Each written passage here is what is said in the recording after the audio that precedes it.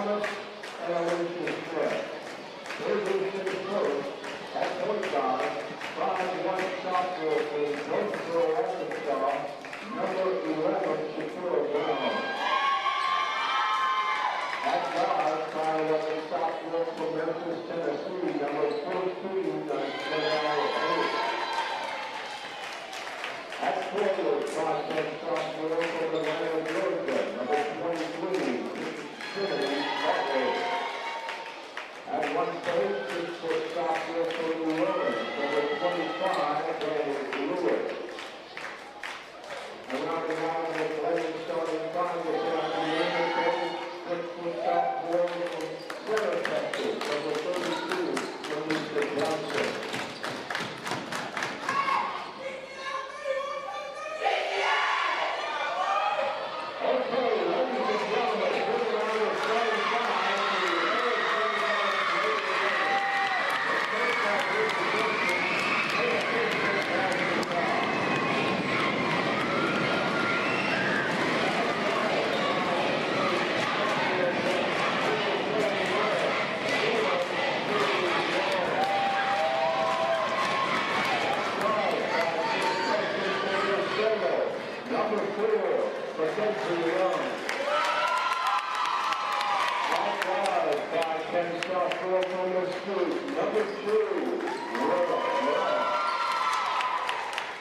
At the point, 5'9" sophomore from the street, number 3, shooting an end zone.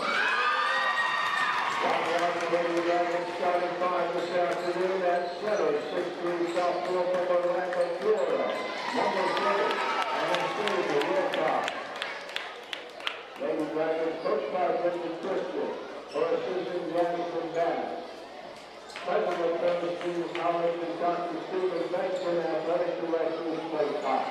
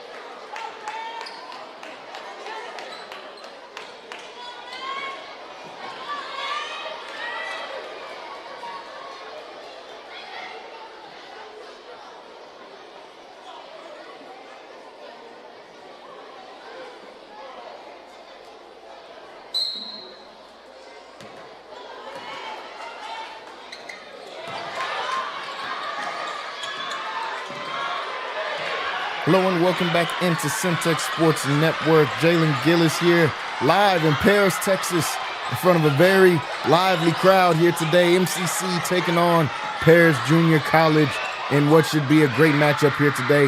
Hey, we want to thank everybody for tuning in with us here on Centex Sports Network. MCC still ranked top 10 in the nation, taking on Paris Junior College in their final game before they go into Christmas break. We'll get one more game in before Christmas break, and they'll come back pretty much with conference starting in January. Right away, they'll go back to the post and back-to-back possessions and try to get it to Wilcox. MCC comes out with the ball. Shakira Brown at the guard gets to start today.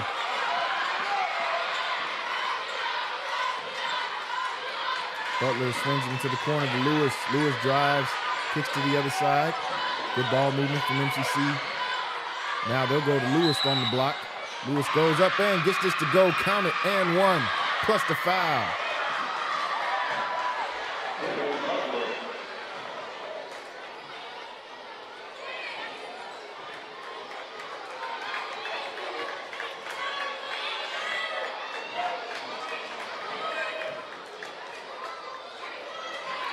Lewis on the line, chance for an and one. And knocks down the free throw. Lewis, her second year here in the program, averaging 8 points a game. Just about 6 rebounds as well.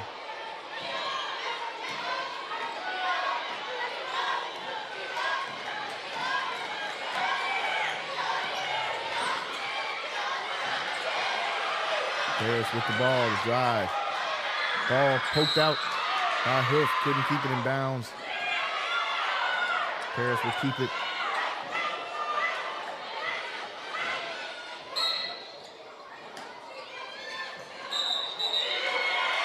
And an offensive foul will be called in. That will give the ball back to MCC.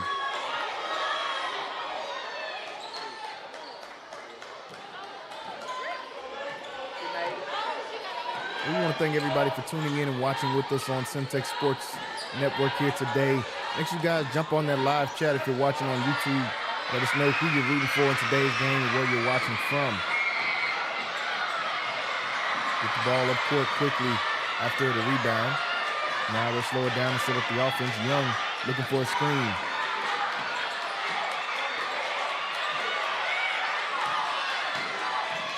Maybe another screen, free throw line jumper.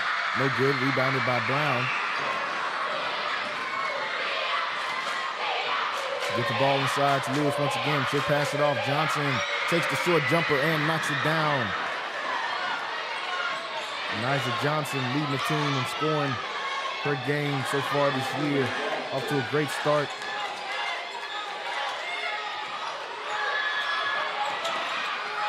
Loose ball. MCC comes out with it.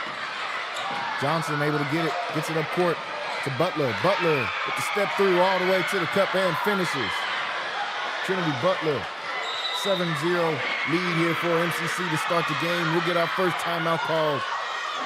Paris calls a timeout. 7.5 left to go here in the first quarter. We'll be right back.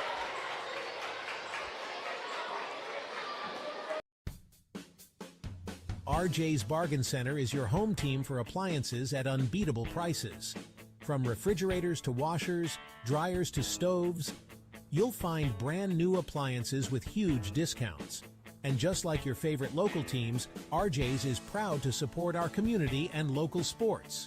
Score your savings today at RJ's Bargain Center, 711 Lynn Street, Waco. Call 254-224-6178. RJ's Bargain Center, where big savings are always a home run. This is why you need Centex Primetime. Jalen Gillis brings the realness. Dive into the heart of sports with the most passionate commentary around. From pro to high school, Jalen's got the insight and energy you crave. Catch all the action weekdays from 5 to 7 p.m. on the Centex Sports Network, only on YouTube. Join the conversation and elevate your sports knowledge with Centex Primetime. Don't miss it. Need video or audio solutions? Lighthouse Streaming, a full-scale media agency, can transform any event.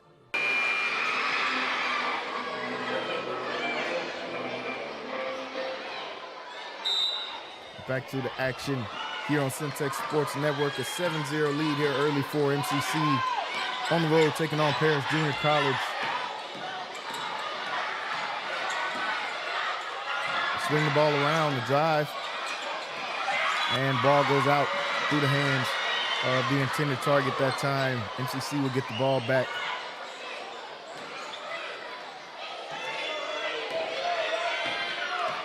Brown brings it up.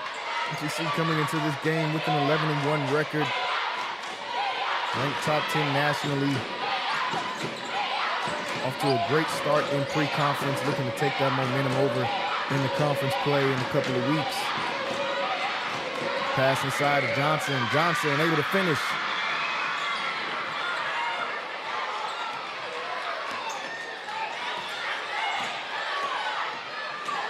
Drive and kick. Off the screen, Alston. And a jump ball going to be called on the drive at time from Alston.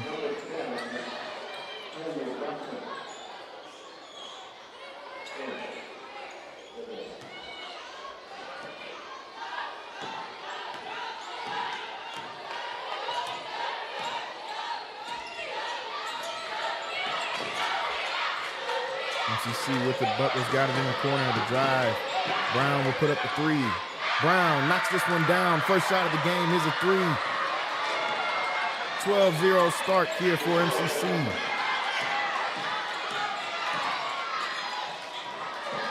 Nyza Johnson gets a steal. MCC's got it. Butler driving, gets in the side. Now Lewis will drive. Lewis has this one blocked. She gets it back. Lewis goes up, gets fouled, and she will head to the free throw line.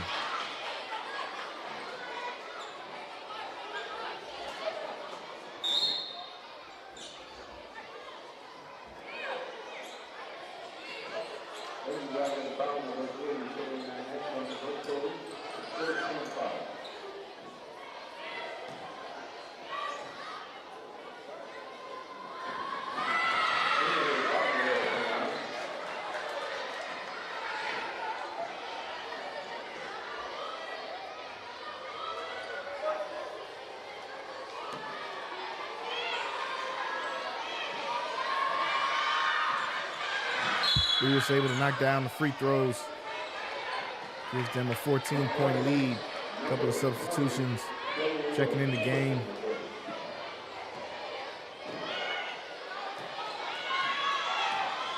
Poindexter will bring this one up.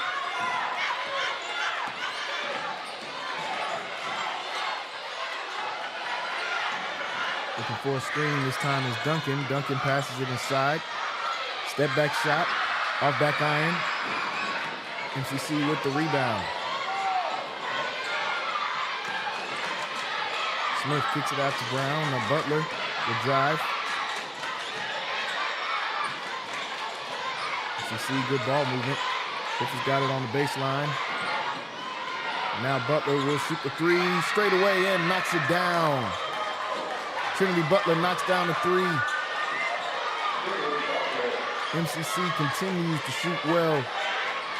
17-0 start here on the road.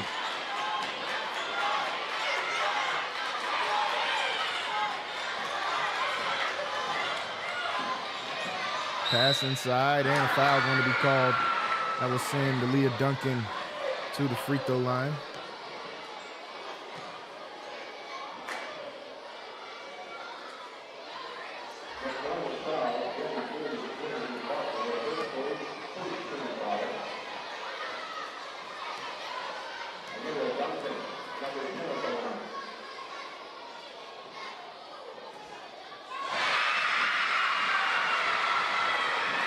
Duncan scores and gives the Dragons their first points of the game.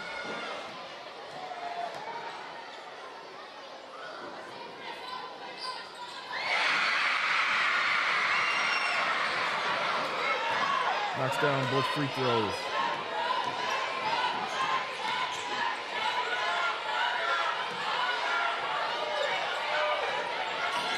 Brown with it. Sends it over to Smith.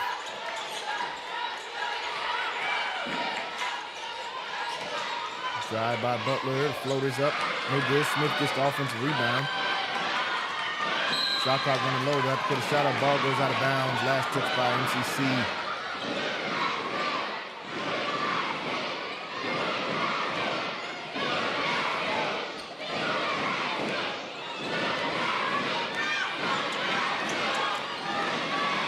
Drive by Fisher, foul called. Fisher was on the drive. Goes against MCC, their second team foul of the quarter.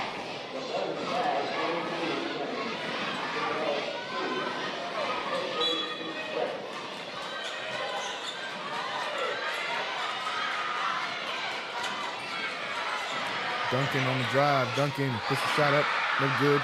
Rebounded by Hoof.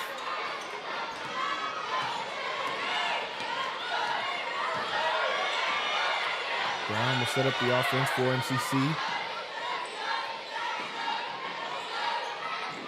Good pass back inside to Shakira Brown, and she scores once again.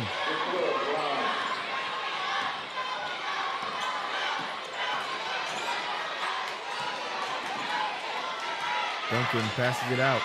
Poindexter. Poindexter put up the floater and gets this one to go off the backboard.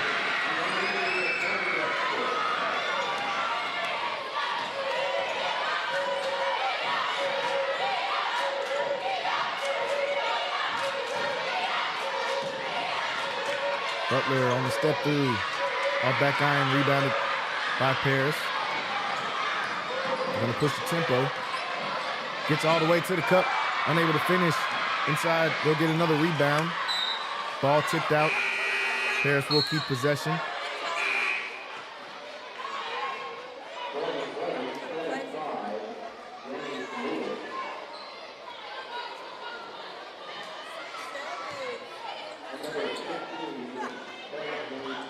Poindexter with the ball.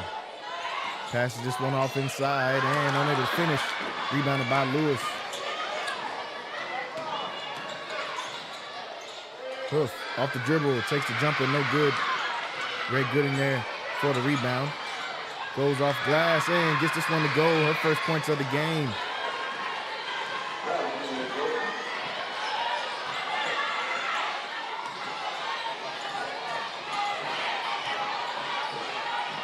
Fisher off the screen, has it blocked by Hoof, but a foul going to be called.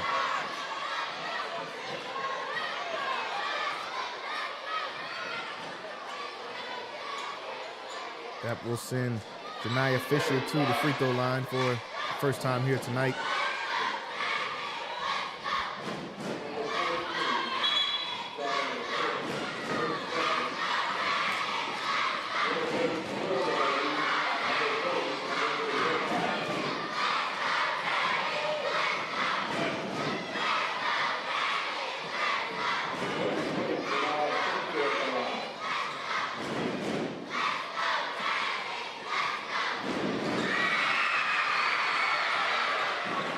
Down the first one.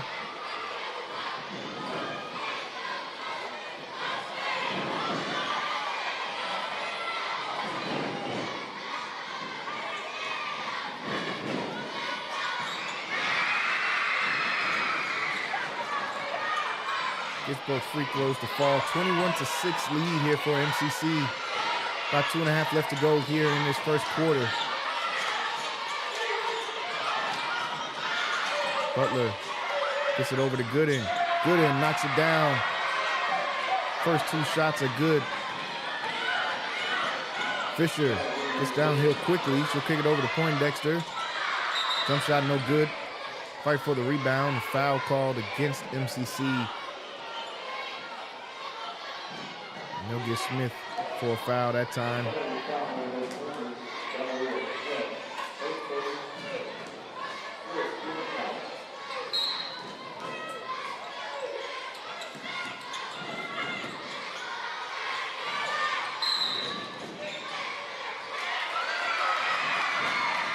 And this will be a turnover that gives it back to MCC. MCC will get it back, 23-6 lead. 2 minutes left to go.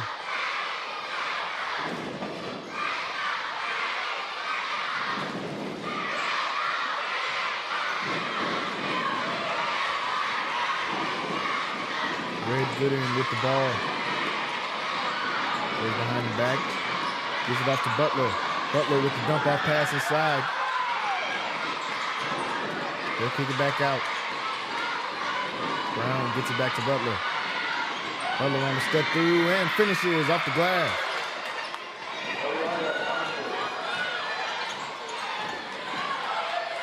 Fisher looking for a screen. Gets into the paint, puts the shot up. No good, but fight for the rebound. Comes down with it. Loses it out of bounds, and MCC will get the ball back.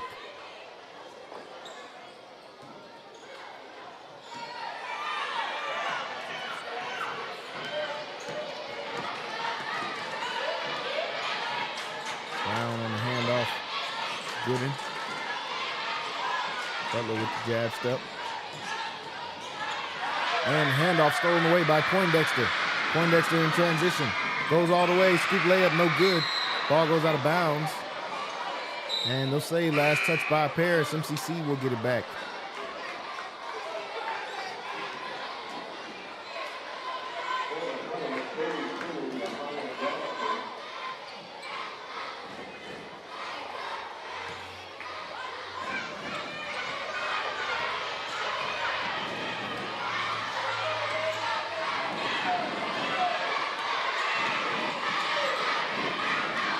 Wilson checks into the game.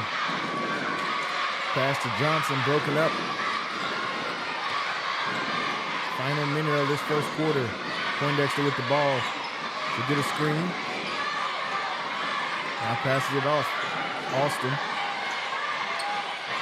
Alston with the dump off pass inside, gets the finish and one. Jackson able to finish through the contact.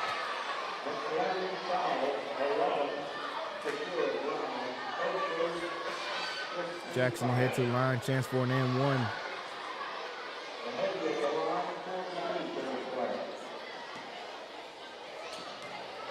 Sophomore forward out of Anna, Texas.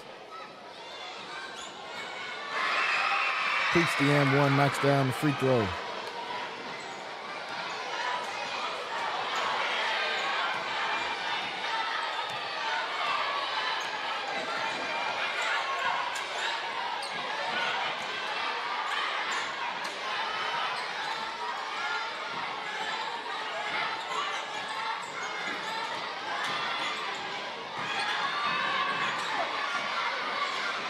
Three-pointer off, rebounded by Paris. They'll get one more possession.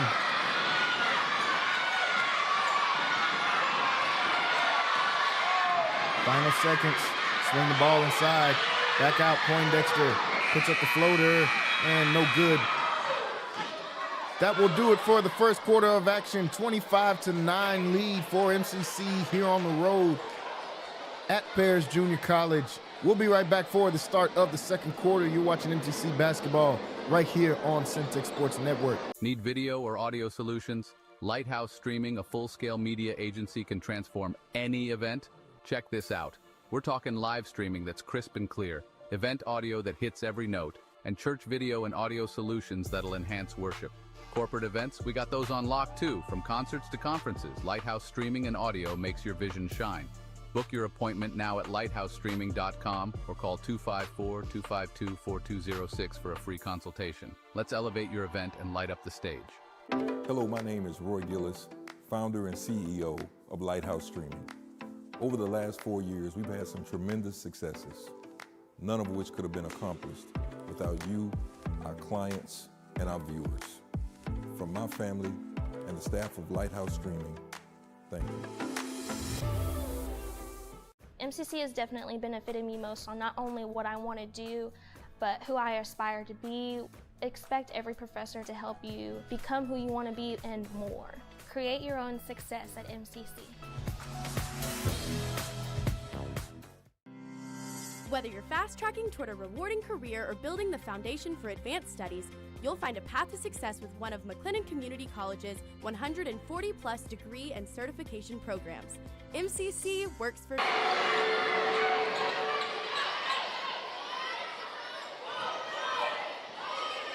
Back to the action here, start of the second quarter. MCC with the 25-9 lead, taking on PJC, Paris Junior College. Final game before they go into the Christmas break. Ball stolen away. Red Gooding's got it in transition. She's going to get all the way to the cup and finish with the finger roll lay-in. Red Gooding starts the second quarter off with the scoop and score here for MCC. Backdoor cut. They get into the corner.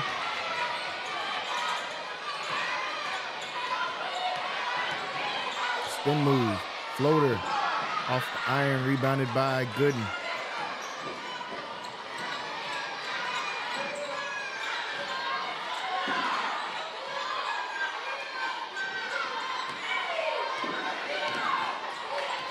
Brown will call out the offense.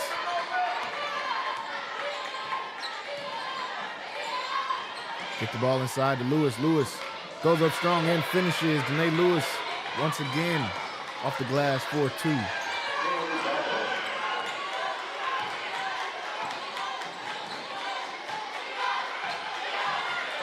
Newcomb with the ball. Swing it over to Alston. Alston gets a screen. Gets it back inside. Kick back out. Jumper from Fisher. No good. And Newcomb tries to keep it alive. Last touch by Paris. MCC will get it back.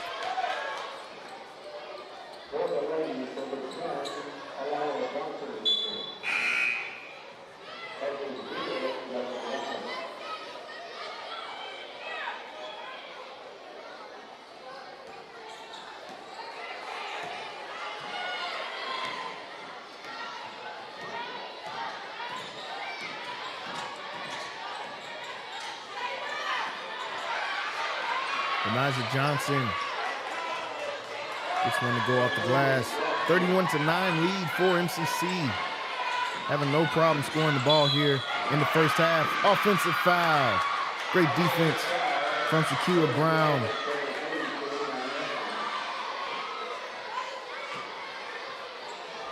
See Coach Thomas fired up. Love to see her team locking in on the defensive side of the ball.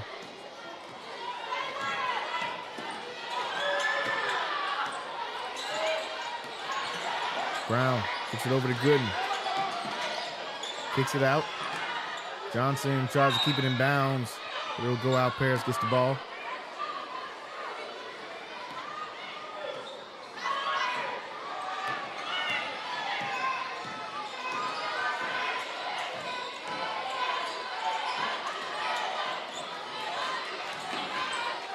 Kicked out. Long with the ball. Long gives it up to Ross. Ross looking for a screen. Now the three-pointer from the wing. No good. Rebounded by MCC. And the foul will go against Paris. That'll be their first of the quarter.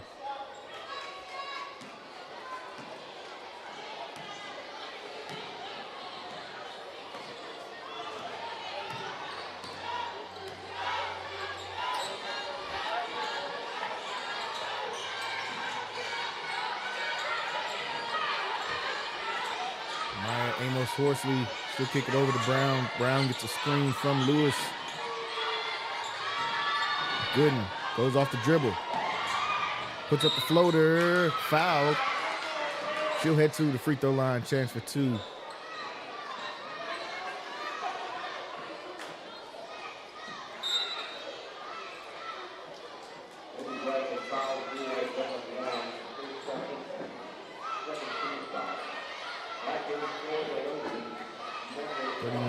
Lead here.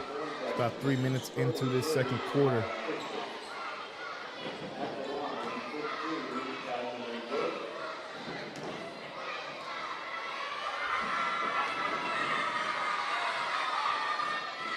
Gooden knocks down the first free throw, averaging 12.5. 4 boards, 3 assists to go along with it.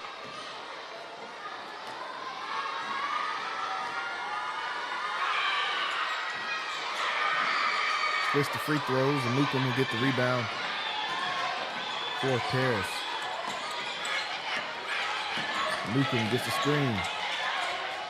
Kicks it out to Poindexter. Now Fisher looking for a screen. Takes the jumper off the screen. No good. Johnson on the board.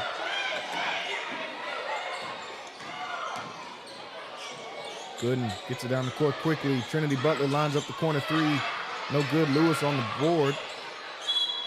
Keeps it alive. Gets fouled for her pass over to Gooden.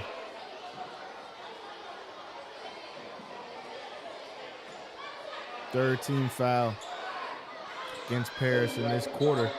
2 more and MCC will be in the bonus for the rest of this first half. Inbounded to Lewis, stolen away by Fisher.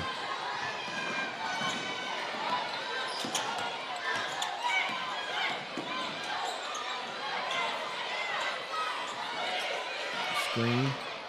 Ross off the screen. Passes it over to Lucan. Goes through the hands, out of bounds.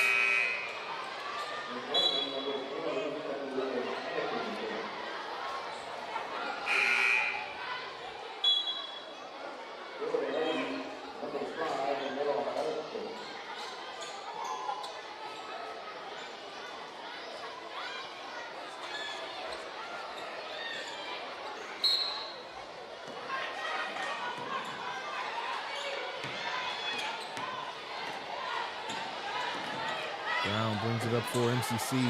Gooden with the quick pass down low to Smith. Smith, dump off pass to Johnson with the finish.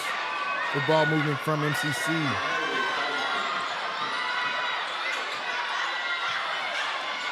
Austin passes it to Poindexter. Back over to Fisher. Fisher on the drive. Shot up, no good, foul called. They'll put Fisher on the free throw line. First team foul in this quarter for MCC. Janiah Fisher back on the free throw line. Freshman out of Lawton, Oklahoma.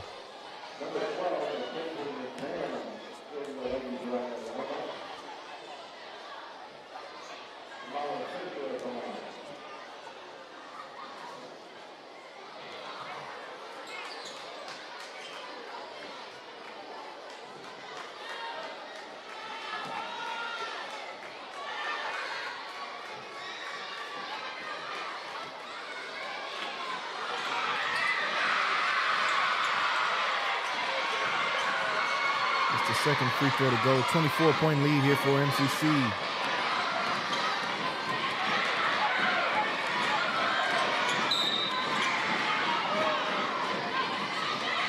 Brown picks up, gets fouled that time by Poindexter.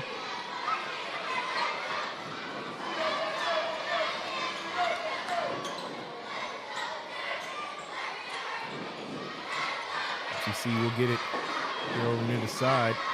Referees discuss real quickly. We're going to head to the scorer's table.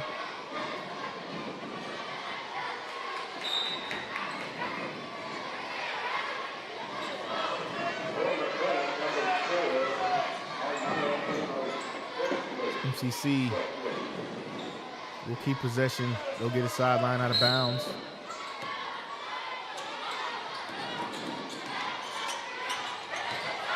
Horsley will come into the game for Brown. Pass down low to Johnson, broken up. Comes Paris in transition. Fisher with the short jumper and knocks this one down.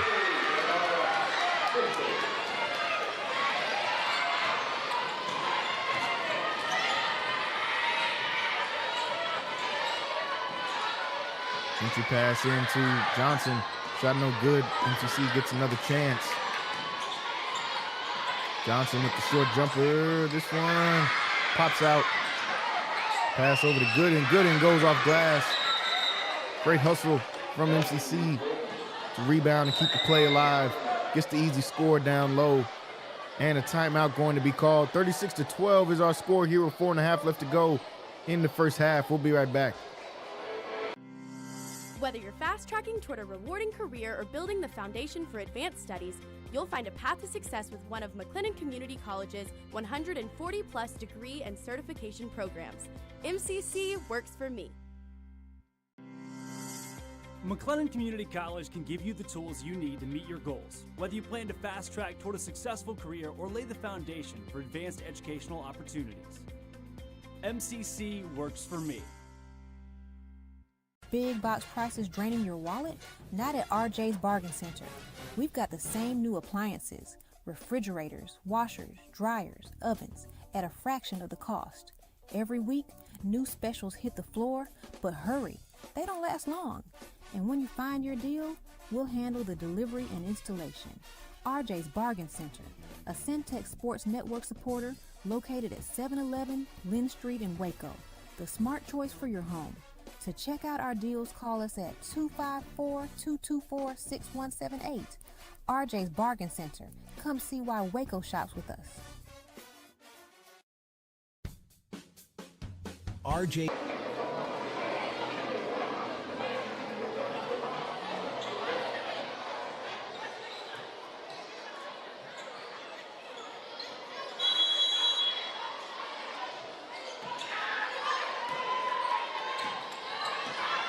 Back to the action here on Centex Sports Network. 36-12 lead for Paris. For MCC here in Paris. Playing in front of a packed crowd, and some of the elementary schools have taken some time off to come to this game here today. MCC gets to play in front of a great crowd here on the road. Doing well so far. 24-point lead. Newcomb has it. He's going to drive and gets this one to go off the glass. Serena Newcomb gets the score out of the timeout here for Paris.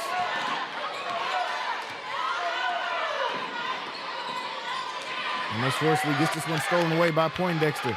Poindexter moves down the court quickly, gets fouled by Johnson, and she'll head to the free throw line.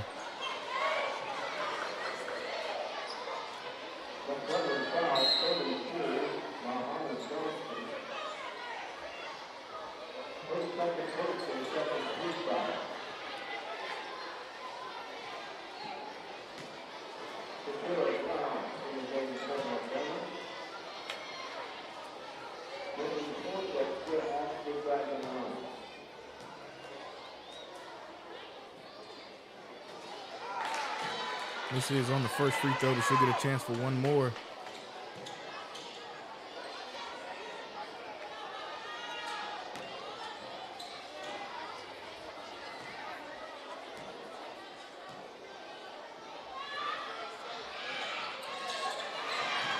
This is on both of them. Manukin gets the rebound. They'll get another possession. Try the entry pass down low. That one was broken up with a foul call. That will go against Smith.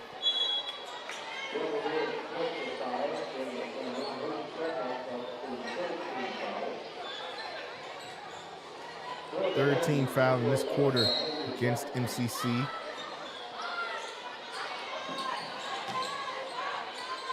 And off the glass, this was good from Jackson.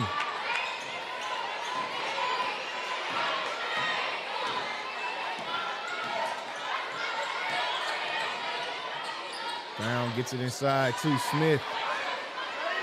Saravia Smith able to score off the glass. 38-16 lead here for MCC. Just over 3 minutes left to go here in this first half. MCC been in full control so far in this game. Pass inside to McMahon. She'll kick it back out. Shot clock running low. Fisher off the screen. Fisher gets all the way downhill and blocked by Smith. Anukum has to put up a shot right at the buzzer. No good. Shot clock violation. Great defense by MCC.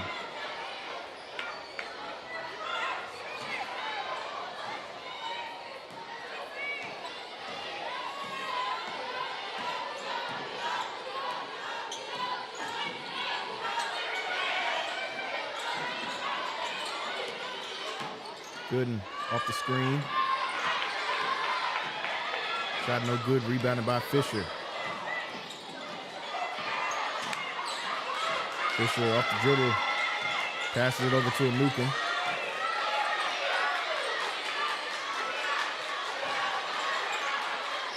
They get it up top. Jackson will take the long shot and knocks it down. Kalea Jackson starting to put some shots together here for Paris as they try to get some offense going. Smith with it up top. Butler on the drive. Gets fouled on the pass attempt. And that will put them over the limit. So free throws at the line here for Trinity Butler.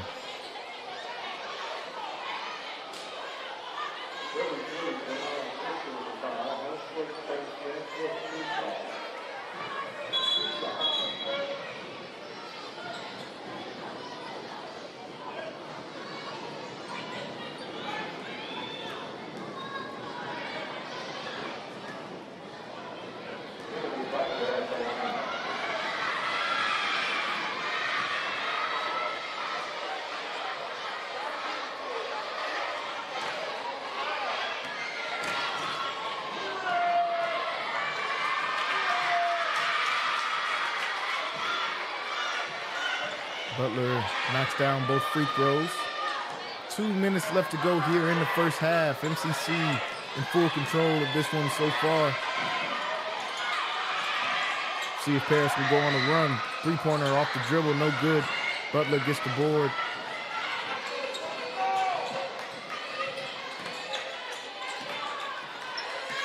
And Brown will set up the offense. Get the screen from Smith. Brown kicks it over. Lewis will take the jumper. No good. Rebounded by McMahon.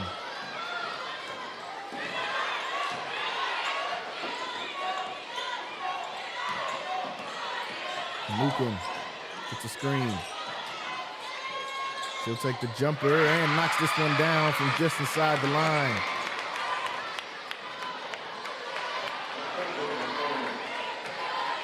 Paris starting to put together some offense here late in the second. Red Gooding has it up top. Final minute of this first half. 20-point lead for MCC. The drive, the floater, no good, but the foul is called over the limit, so 2 free throws coming up for Red Gooding.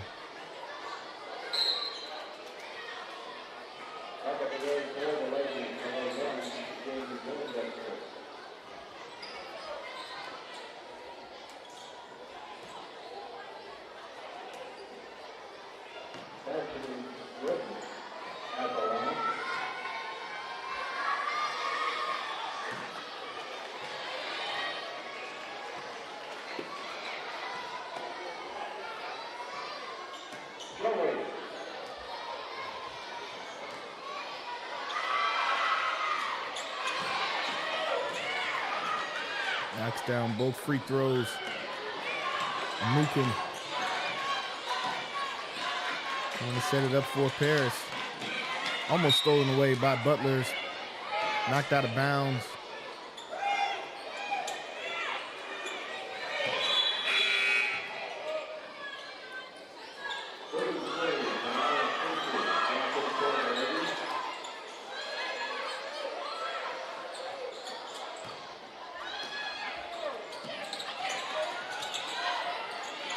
Dexter gets the inbound. Fisher looking to get it down low. Swings it over, dangerous pass. Almost stolen away by Smith. They'll keep possession. Corner 3, put up and knocked down by Amora Alston. Butler comes down the court quickly, puts up a shot. Smith tries to keep it alive. Poindexter gets it. Final seconds. Fisher has it. Kicks it over. Alston will try 3 from the same spot. Left short that time. And that will do it for the first half of action. A 42-23 lead for MCC, who's been dominant here in this first half. Getting ready to go into the halftime break. Coach Thomas and Coach Smith will talk it over with their team in the locker room. They try to come out with an even better second half of ball. Through 2 quarters, MCC with the 42-23 lead.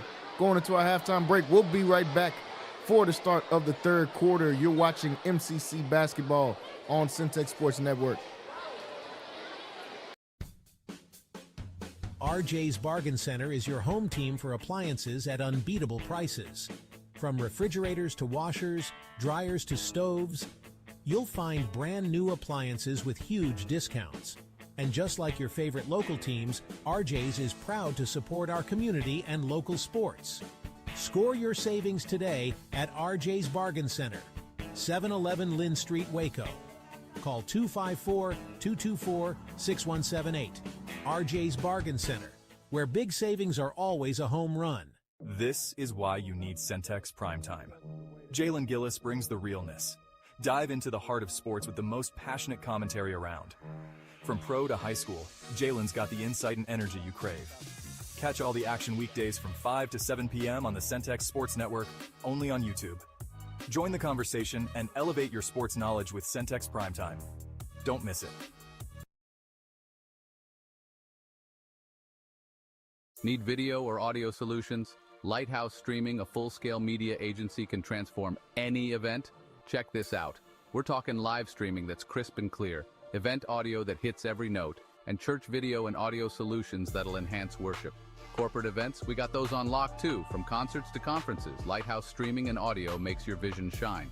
Book your appointment now at lighthousestreaming.com or call 254-252-4206 for a free consultation. Let's elevate your event and light up the stage. Hello, my name is Roy Gillis, founder and CEO of Lighthouse Streaming. Over the last 4 years, we've had some tremendous successes, none of which could have been accomplished without you, our clients, and our viewers. From my family and the staff of Lighthouse Streaming, thank you. MCC has definitely benefited me most on not only what I want to do, but who I aspire to be.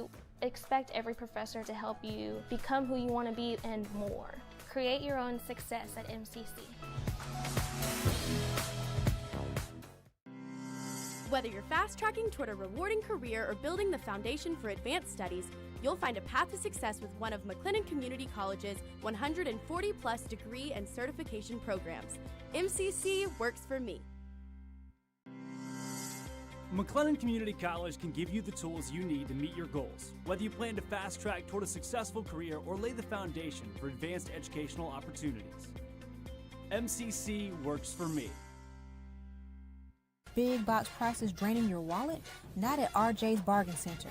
We've got the same new appliances, refrigerators, washers, dryers, ovens, at a fraction of the cost. Every week, new specials hit the floor, but hurry, they don't last long. And when you find your deal, we'll handle the delivery and installation. RJ's Bargain Center, a Centex Sports Network supporter located at 711 Lynn Street in Waco, the smart choice for your home. To check out our deals, call us at 254-224-6178. RJ's Bargain Center. Come see why Waco shops with us. RJ's Bargain Center is your home team for appliances at unbeatable prices. From refrigerators to washers, dryers to stoves, you'll find brand new appliances with huge discounts. And just like your favorite local teams, RJ's is proud to support our community and local sports. Score your savings today at RJ's Bargain Center, 711 Lynn Street, Waco. Call 254-224-6178. RJ's Bargain Center, where big savings are always a home run. This is why you need Centex Primetime. Jalen Gillis brings the realness. Dive into the heart of sports with the most passionate commentary around. From pro to high school, Jalen's got the insight and energy you crave. Catch all the action weekdays from 5 to 7 p.m. on the Centex Sports Network, only on YouTube. Join the conversation and elevate your sports knowledge with Centex Primetime. Don't miss it. Need video or audio solutions? Lighthouse Streaming, a full-scale media agency, can transform any event. Check this out. We're talking live streaming that's crisp and clear, event audio that hits every note, and church video and audio solutions that'll enhance worship. Corporate events, we got those on lock too. From concerts to conferences, Lighthouse Streaming and Audio makes your vision shine. Book your appointment now at lighthousestreaming.com or call 254-252-4206 for a free consultation. Let's elevate your event and light up the stage. Hello, my name is Roy Gillis, founder and CEO of Lighthouse Streaming. Over the last 4 years, we've had some tremendous successes, none of which could have been accomplished without you, our clients, and our viewers. From my family and the staff of Lighthouse Streaming, thank you. MCC has definitely benefited me most on not only what I want to do, but who I aspire to be. Expect every professor to help you become who you want to be and more. Create your own success at MCC.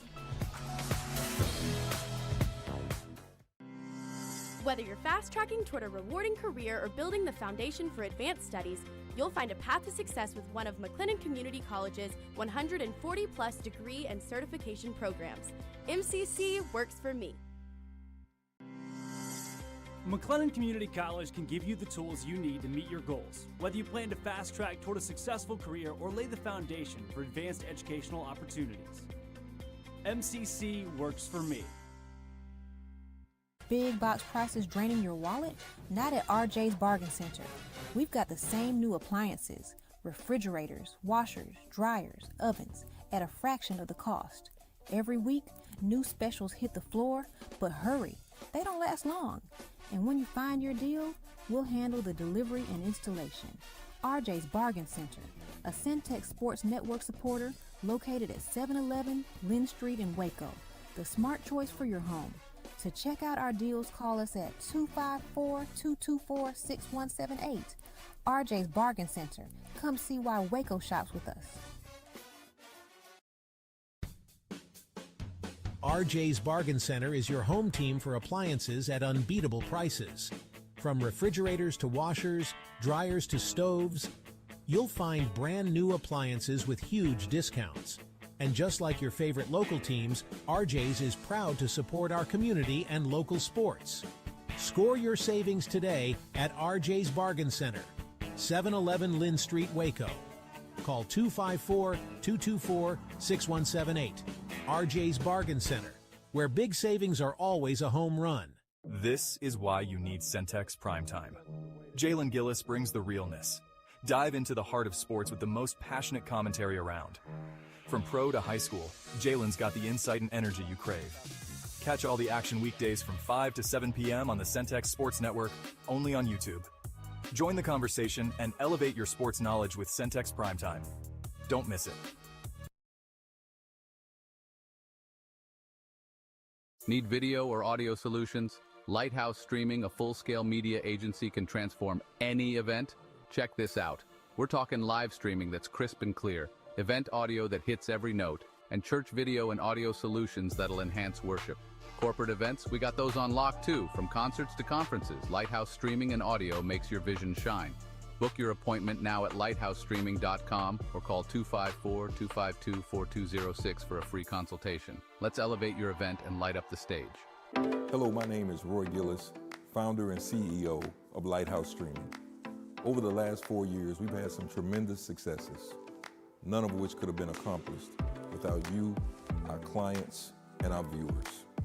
From my family and the staff of Lighthouse Streaming, thank you. MCC has definitely benefited me most on not only what I want to do, but who I aspire to be. Expect every professor to help you become who you want to be and more. Create your own success at MCC.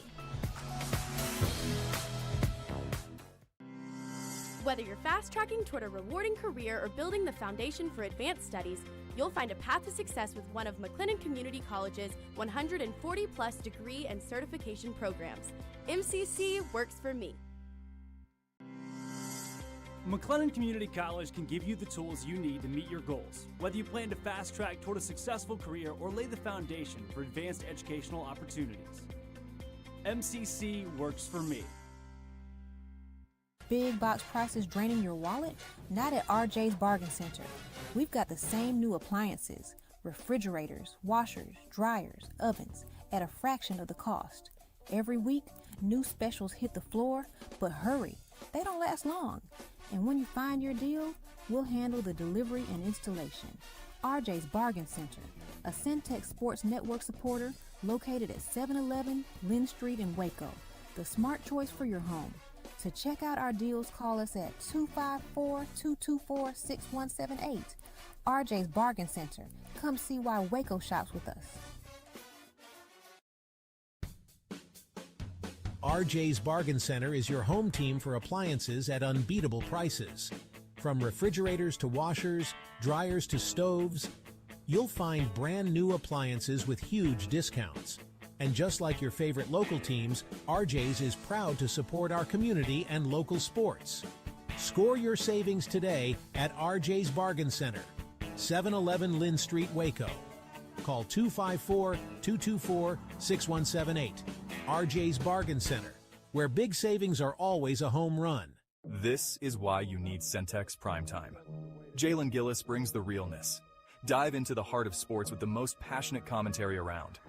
From pro to high school, Jalen's got the insight and energy you crave.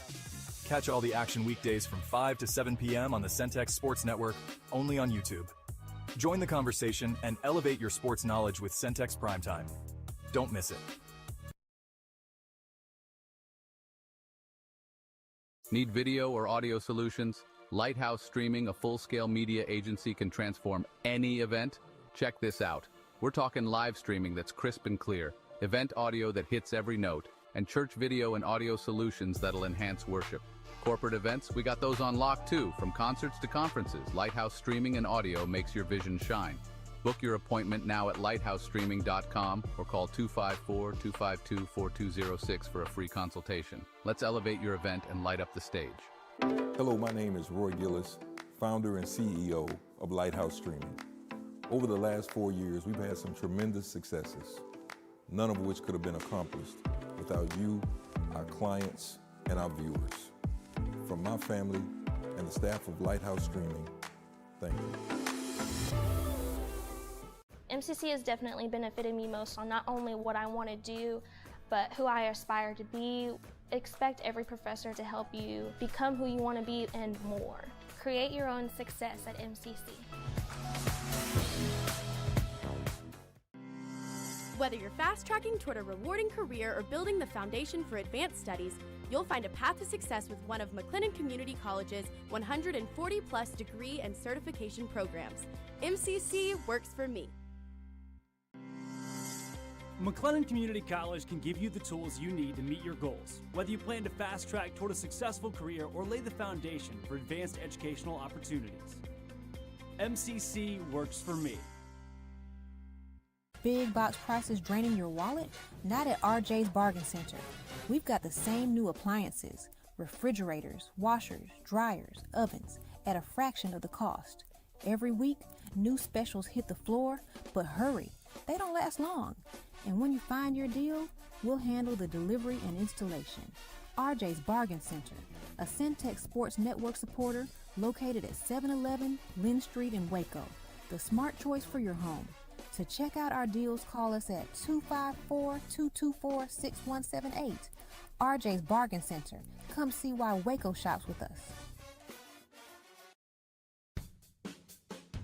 RJ's Bargain Center is your home team for appliances at unbeatable prices.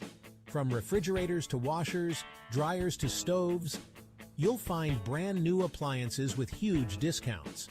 And just like your favorite local teams, RJ's is proud to support our community and local sports. Score your savings today at RJ's Bargain Center, 711 Lynn Street, Waco. Call 254-224-6178. RJ's Bargain Center, where big savings are always a home run. This is why you need Centex Primetime. Jalen Gillis brings the realness. Dive into the heart of sports with the most passionate commentary around. From pro to high school, Jalen's got the insight and energy you crave. Catch all the action weekdays from 5 to 7 p.m. on the Centex Sports Network, only on YouTube. Join the conversation and elevate your sports knowledge with Centex Primetime. Don't miss it. Need video or audio solutions? Lighthouse Streaming, a full-scale media agency, can transform any event. Check this out. We're talking live streaming that's crisp and clear, event audio that hits every note, and church video and audio solutions that'll enhance worship. Corporate events, we got those on lock too. From concerts to conferences, Lighthouse Streaming and Audio makes your vision shine. Book your appointment now at lighthousestreaming.com or call 254-252-4206 for a free consultation. Let's elevate your event and light up the stage. Hello, my name is Roy Gillis, founder and CEO of Lighthouse Streaming. Over the last 4 years, we've had some tremendous successes, none of which could have been accomplished without you, our clients, and our viewers. From my family and the staff of Lighthouse Streaming, thank you. MCC has definitely benefited me most on not only what I want to do, but who I aspire to be. Expect every professor to help you become who you want to be and more. Create your own success at MCC. Whether you're fast-tracking toward a rewarding career or building the foundation for advanced studies, you'll find a path to success with one of McLennan Community College's 140-plus degree and certification programs. MCC works for me. McLennan Community College can give you the tools you need to meet your goals, whether you plan to fast track toward a successful career or lay the foundation for advanced educational opportunities. MCC works for me. Big box prices draining your wallet? Not at RJ's Bargain Center. We've got the same new appliances, refrigerators, washers, dryers, ovens, at a fraction of the cost. Every week, new specials hit the floor, but hurry, they don't last long. And when you find your deal, we'll handle the delivery and installation. RJ's Bargain Center, a Centex Sports Network supporter located at 711 Lynn Street in Waco, the smart choice for your home. To check out our deals, call us at 254-224-6178. RJ's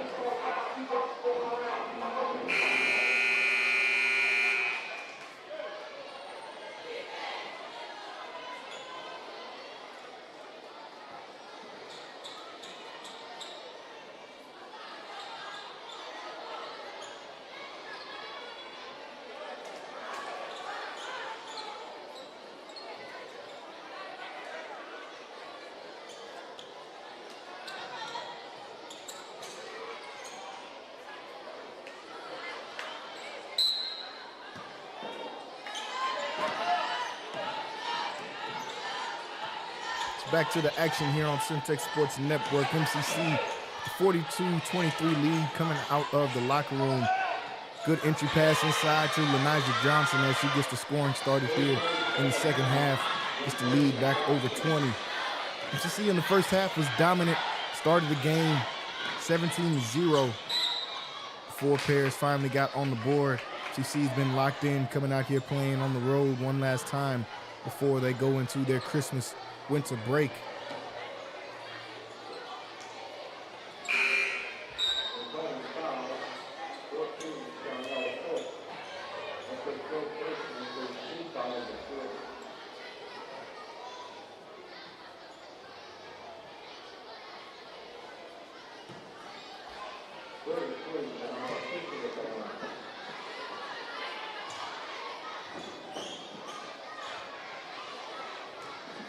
Fisher on the free throw line here for Paris. First team foul against MCC in this second half.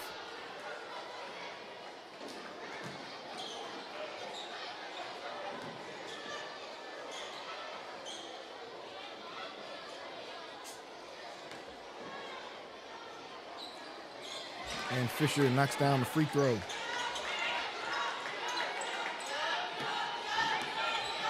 Red Gooding will bring this one up for MCC.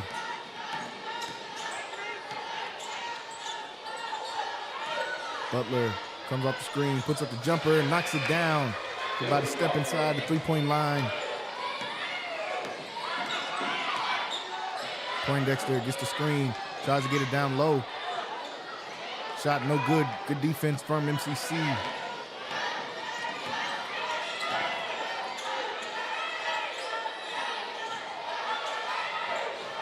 Butler kicks it over to Gooden. Gooden gets the screen, puts up the jumper, and they'll say the shot no good. Offensive foul.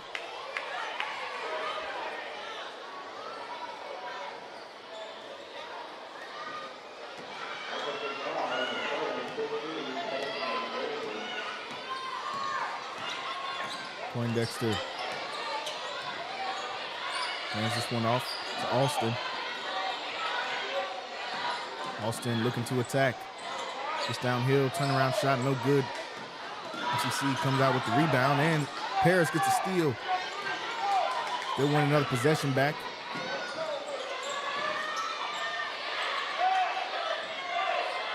Poindexter gets the handoff. Poindexter gets downhill, and a jump ball going to be called. See where the possession arrow will point. He will stay down here with Paris. Good defense from Gooden that time. Paris gets a baseline out of bounds.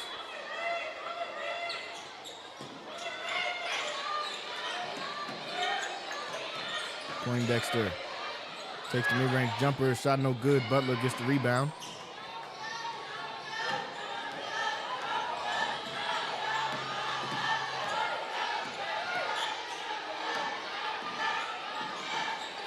Down, passes it to Lewis to try to get it down low to Johnson. Ball tipped away. Here comes Paris in transition. Poindexter all the way to the cup and gets this to go off the glass. Count it, plus the foul.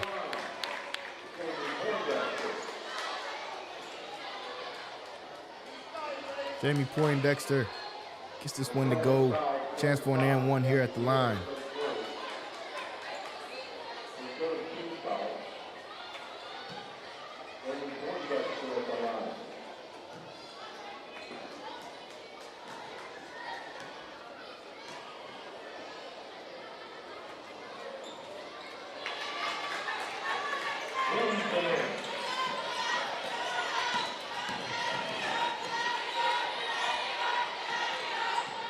Gooden gets it down low.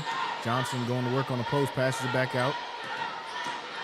Butler on the driving kick to get into the corner. Gooden takes the three, and that one gets halfway down and pops out. Good ball movement from MCC.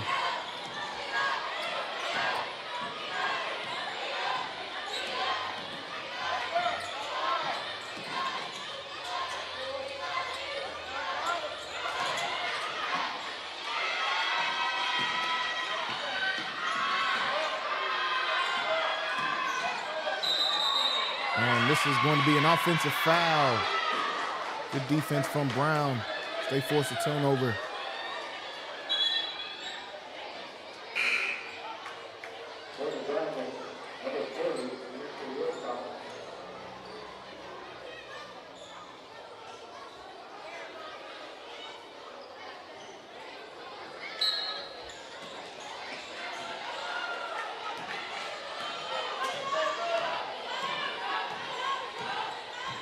Brown will bring this one up.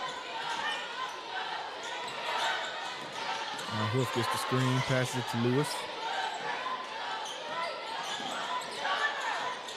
The pass inside to Brown. He swings it over to Lewis. Lewis will go to work on the block. Lewis puts the shot up and finishes. Danae Lewis scores once again. Back to a 20-point game.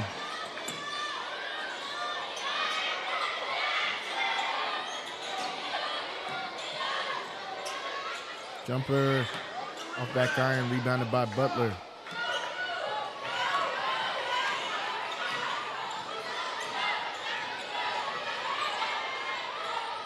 Hoof will take the corner three. This one bounces up out of bounds. Paris will get the ball back.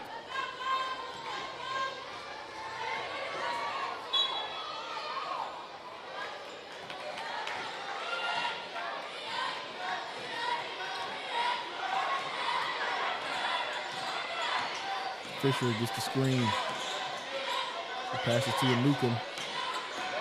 Newcomb will get the screen, puts up the jumper. That one rattles in and out. Rebounded by Johnson.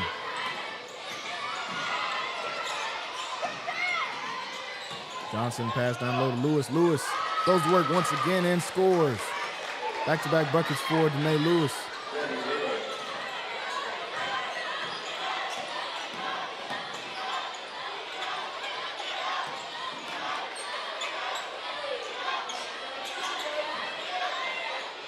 Austin calls for a screen.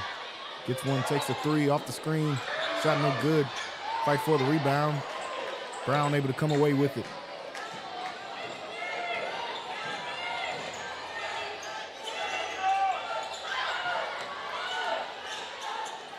Butler takes the jumper. And this one goes. The shooter's bounce. Knocks down the jumper. Extends the lead for MCC. Newcomb, pass inside. Hard dribble from Duncan and scores. Leah Duncan answers with the two of her own on the other side.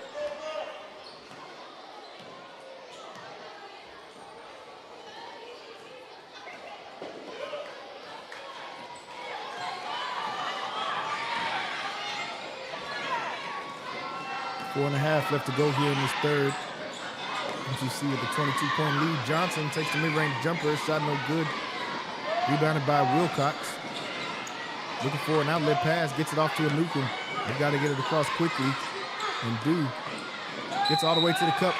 Takes the bump and a foul called on Hoof. That'll send Serena Newcomb to the line.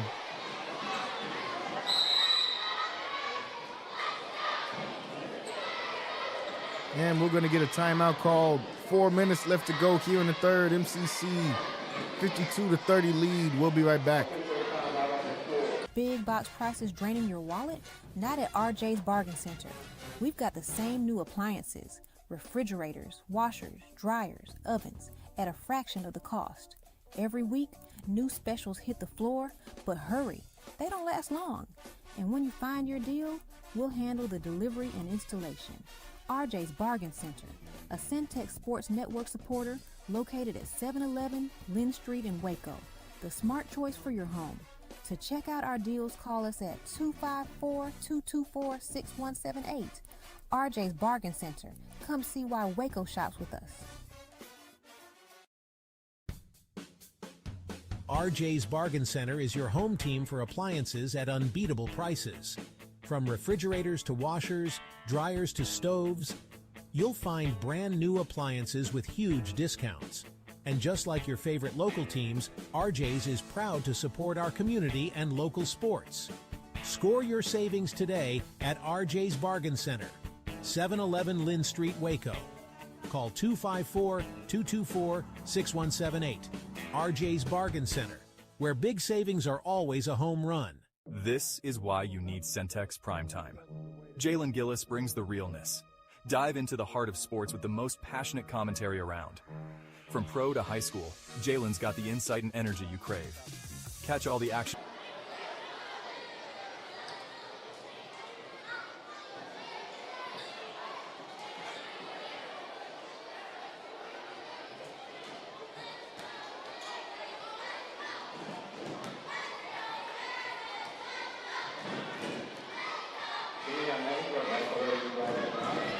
Back to the action here on Centex Sports Network.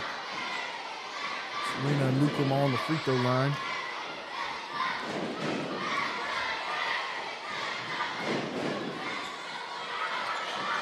And this is on that free throw, rebounded by MCC.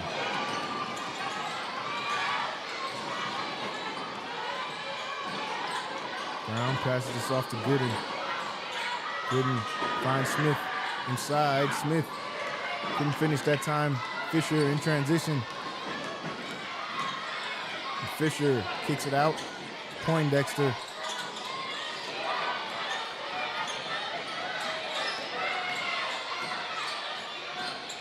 Back over to Fisher. Fisher gonna drive, puts the shot up. Brown gets the rebound.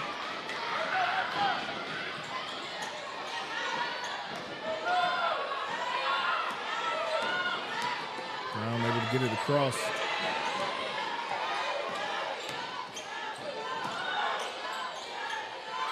Hands it off to Butler. Butler gonna call for the screen. Stolen away by Poindexter. Poindexter able to finish in transition.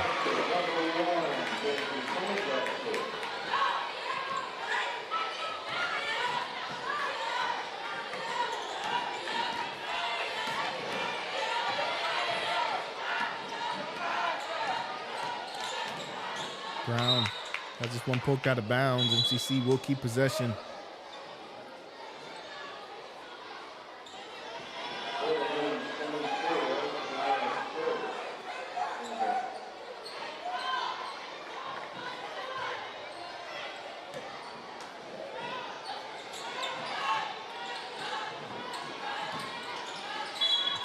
Floater off the glass is good, plus the foul counted for Red Gooden. See here, takes the contact, gets the bucket anyway, heading to the line, chance for an and one. Second year guard of Dallas, Texas. Rebounded by Paris. 2.5 left to go here in the third. Fisher gets a screen. Now she'll pass it off. Poindexter. He calls for a screen. Gets downhill, puts up the floater, no good. They try to trap Brown in the backcourt. Gooden goes to help out. Now Smith gets to the cup and finishes. Freshman out of Terrell, Texas. Knocks down the floater. Extends this lead 56-32 now. Poindexter on the drive. Tries to go off glass. Rebounded by Smith.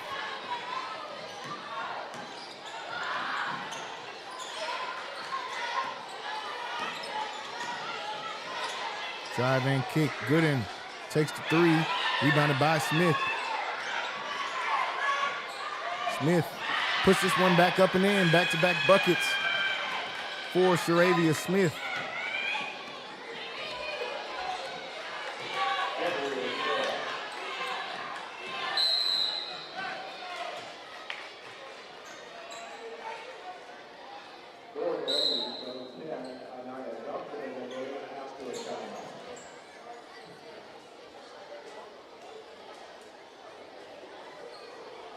And that'll be a timeout call. We'll be right back after this timeout break. This is why you need Centex Primetime. Jalen Gillis brings the realness. Dive into the heart of sports with the most passionate commentary around. From pro to high school, Jalen's got the insight and energy you crave.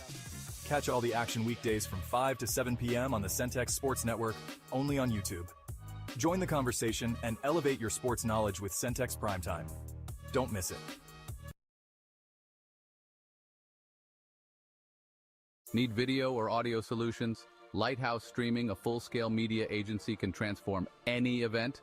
Check this out. We're talking live streaming that's crisp and clear, event audio that hits every note, and church video and audio solutions that'll enhance worship. Corporate events, we got those on lock too. From concerts to conferences, Lighthouse Streaming and Audio makes your vision shine. Book your appointment now at lighthousestreaming.com or call 254-252-4206 for a free consultation. Let's elevate your event and light up the stage. Hello, my name is Roy.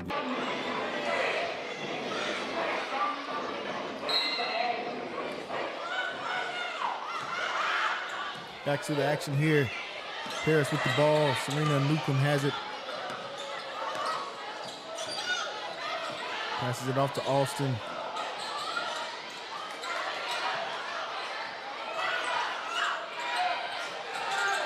Swinging in the corner. Poindexter thought about the three. And that will be a shot clock violation. Great defense from MCC.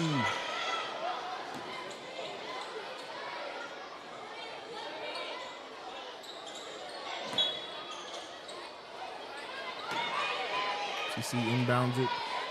True thirds, checks in the game.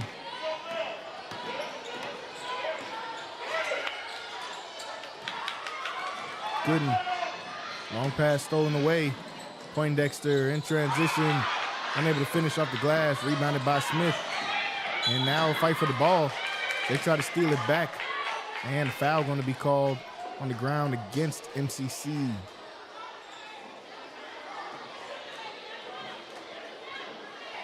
Like they'll get Smith for the foul.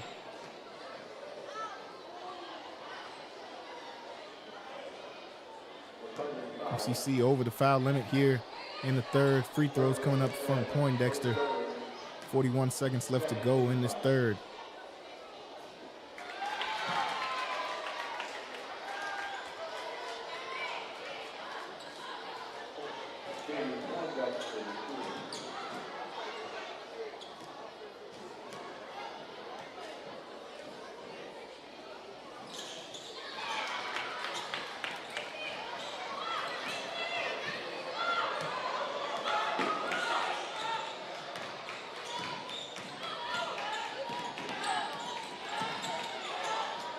Try to pass this one down low. Newcomb able to get her hands on it. They'll say last touch by MCC. Paris will get the ball back. Shot clock turned off so they can hold for one final possession.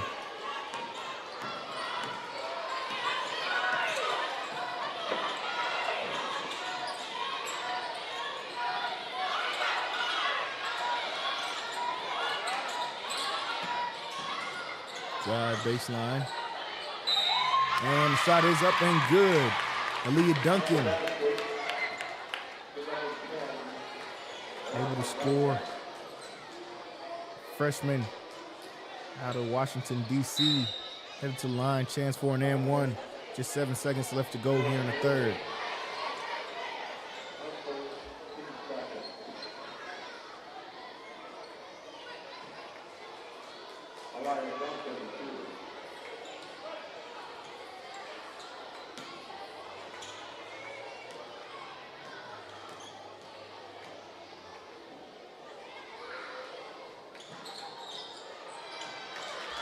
Johnson gets the rebound. Final seconds here of the third.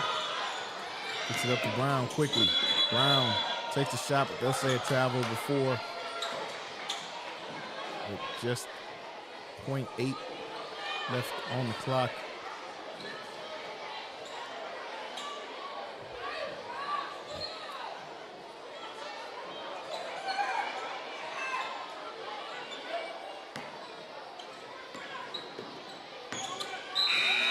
Gets one last shot off here. That will do it through 3 quarters. MCC's got a 22-point lead.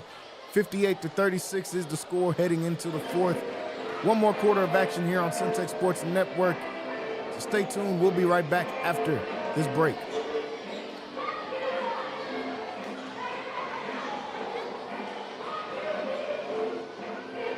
Hello, my name is Roy Gillis, founder and CEO of Lighthouse Streaming. Over the last 4 years, we've had some tremendous successes, none of which could have been accomplished without you, our clients, and our viewers.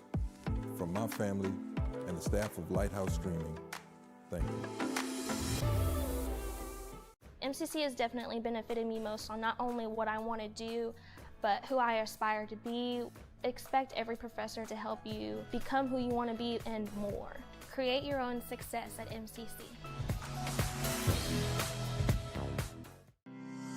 Whether you're fast-tracking toward a rewarding career or building the foundation for advanced studies, you'll find a path to success with one of McLennan Community College's 140-plus degree and certification programs.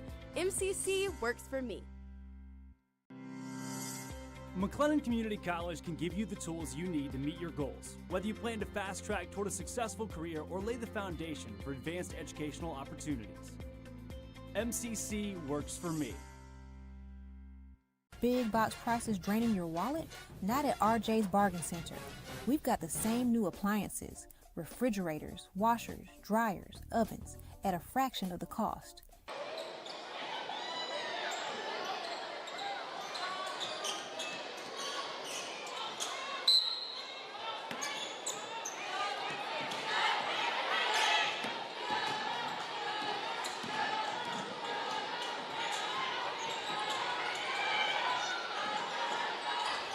Get back to the action here. MCC with the lead here to start the fourth quarter, playing in Paris, Texas.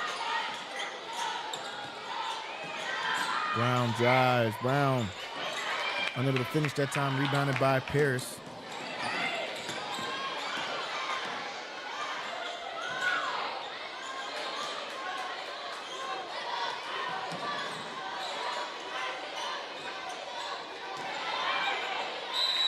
Drive and a foul called against MCC as Duncan will head to the free throw line.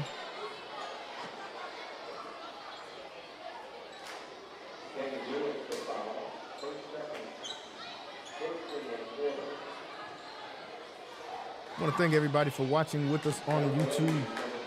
Stick around after the game. We'll have post-game on Centex Primetime. We'll talk a little bit of football, what's going on in the world of sports, and we'll wrap up this MCC game and how they've done in the first half of their season. So stick around after game here today. We'll go right into Centex Primetime for all our sports fans.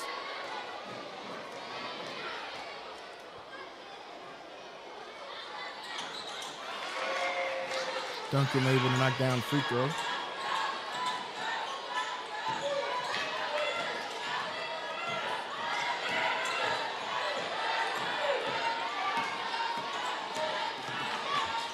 Brown tries to get it down low to Hoof. Ball knocked out of bounds. MCC will keep it. Say last touch by Poindexter.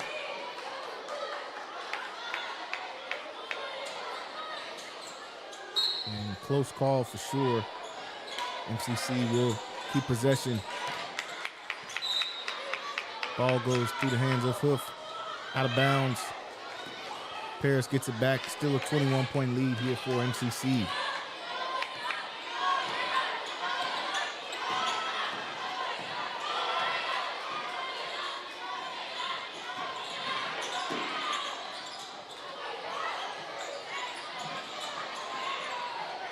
Fight for the ball on the ground. And a tie-up jump ball going to be called here.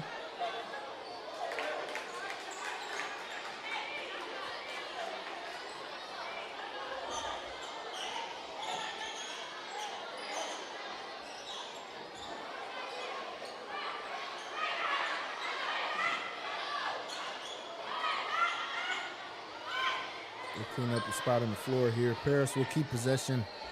They'll get it baseline out of bounds.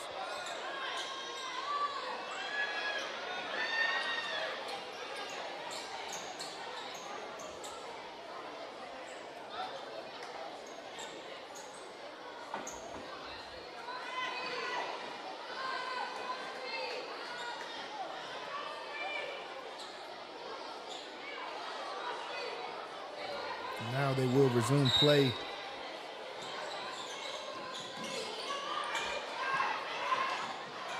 Try to inbound it in, stolen away.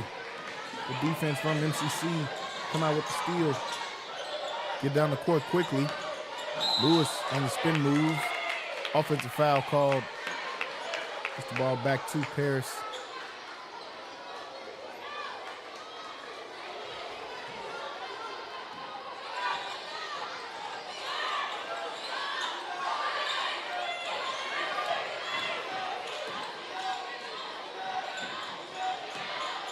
Dexter picks it up and start their possession. Stolen away by Hoof. Here she comes in transition. Gets downhill and is fouled.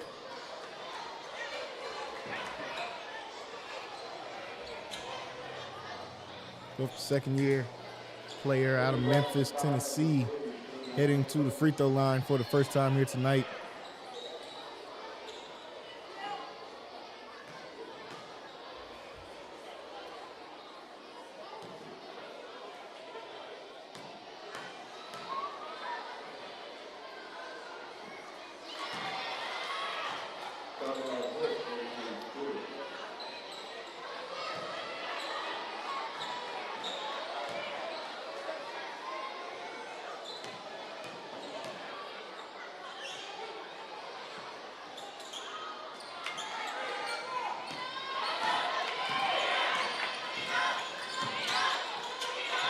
On the second free throw. 22-point game. Fisher's got it up top for Paris. And poked out, stolen away by Johnson. Johnson goes all the way with this one and finishes in transition. Lanija Johnson. Comes Newcomb the other way. Fisher, mid-range jumper. No good, rebounded by Johnson.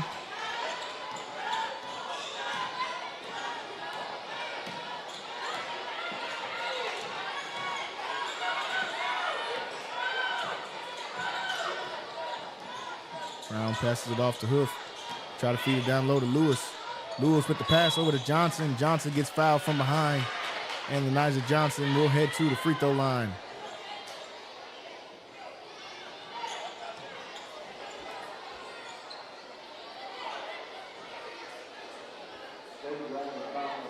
Leading the team in scoring and rebounds. 13 points a game, 9.4 boards a game.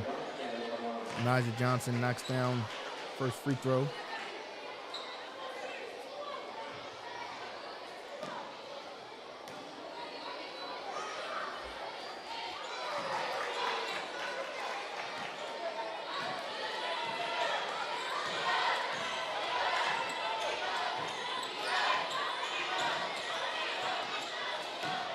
Fisher coming to set up the offense. Johnson almost got another steal. Alston on the drive now. And a foul called.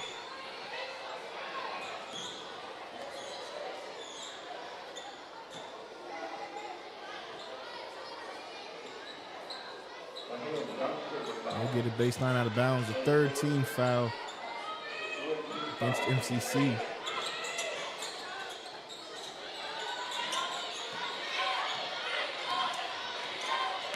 Dexter looking for a screen, gets one, she'll kick it out to Fisher. And almost stolen away by Brown late in the shot clock. Paris will get possession back.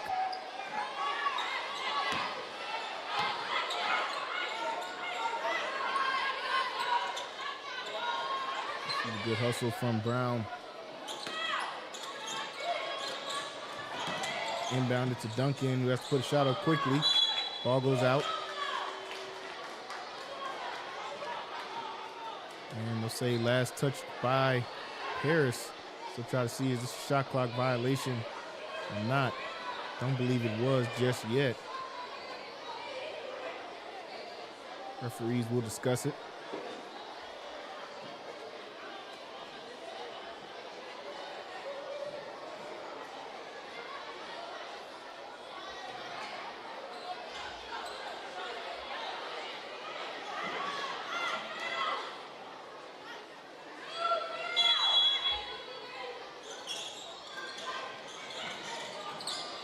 Duncan gets fouled on the inbound, and Duncan will head back to the free throw line.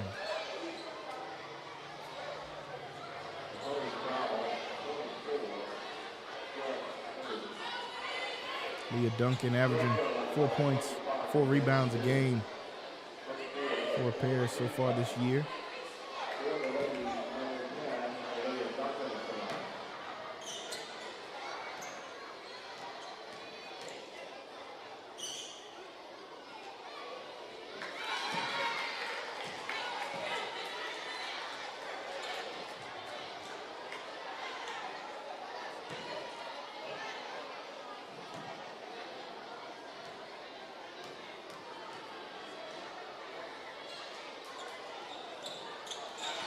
Duncan makes that free throw. 63-39 after a pair of free throws.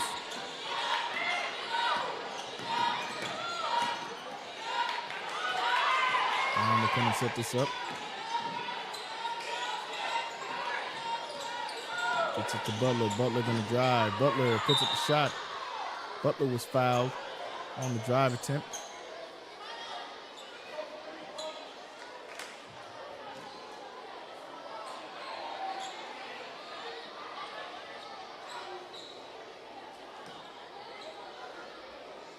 That will send Trinity Butler to the free throw line. It's been a great addition to this team so far this year. Sophomore out of Atlanta, Georgia. Having 6 points a game, 4.5 boards to go along with it.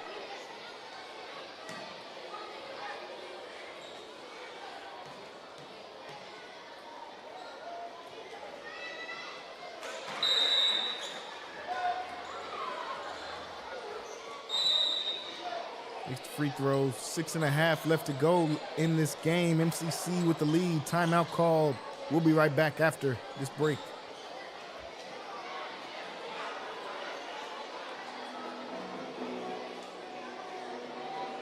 Big box prices draining your wallet? Not at RJ's Bargain Center. We've got the same new appliances, refrigerators, washers, dryers, ovens, at a fraction of the cost. Every week, new specials hit the floor, but hurry, they don't last long. And when you find your deal, we'll handle the delivery and installation. RJ's Bargain Center, a Centex Sports Network supporter located at 711 Lynn Street in Waco, the smart choice for your home. To check out our deals, call us at 254-224-6178. RJ's Bargain Center. Come see why Waco shops with us. RJ's Bargain Center is your home team for appliances at unbeatable prices. From refrigerators to washers, dryers to stoves, you'll find brand new appliances with huge discounts. And just like your favorite local teams, RJ's is proud to support our community and local sports. Score your savings today at RJ's Bargain Center, 711 Lynn Street, Waco. Call 25.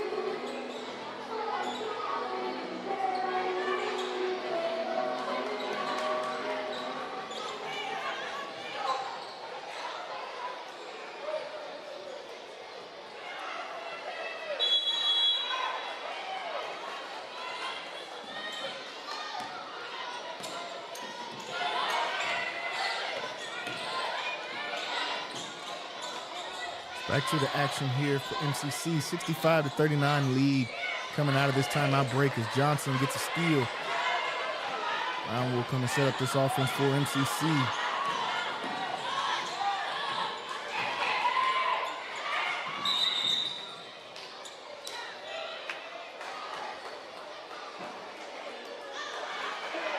And this is going to be stoppage and play.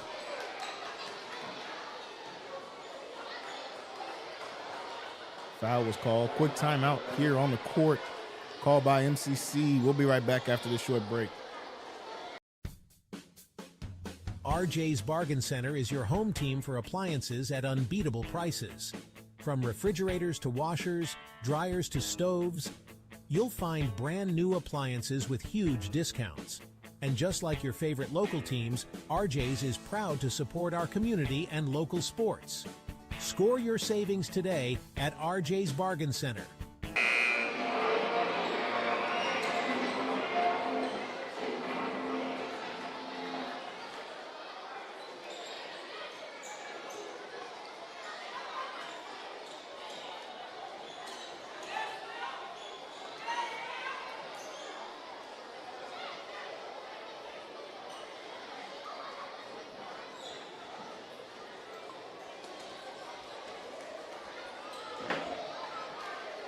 Back to the action here. MCC will inbound this one from the sideline. Get it into Brown. Good pass, down low to Hoof. They kick it back to Johnson. And now Johnson gets called for the travel before the shot was up. Gets the ball back to Paris.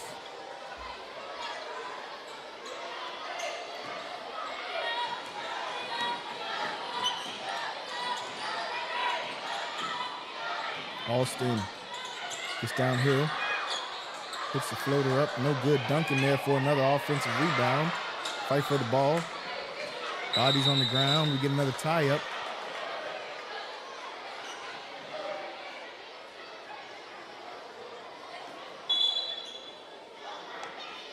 And it's like MCC will get the possession arrow.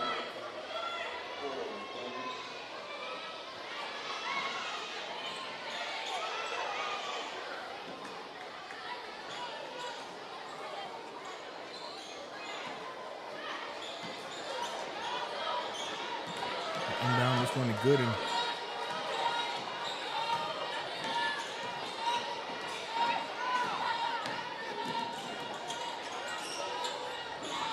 Lewis with the pump fake and drive. The pass inside to Johnson, and Johnson able to finish through contact.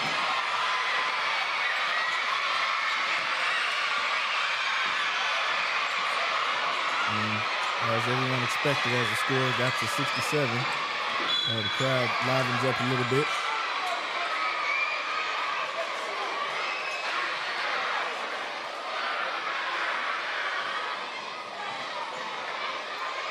Foul called against MCC, so free throws coming up here. MCC over the foul limit.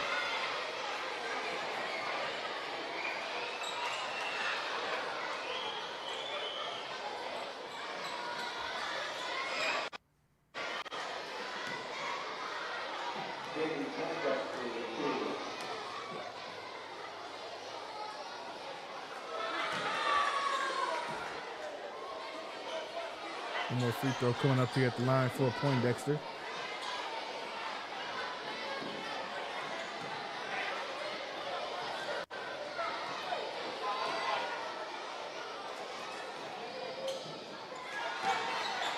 Knocks down the second free throw. Final 5 minutes of the game. MCC in full control of this one from start to finish. They're close to getting their 12th win of the season. Butler gets downhill and scores.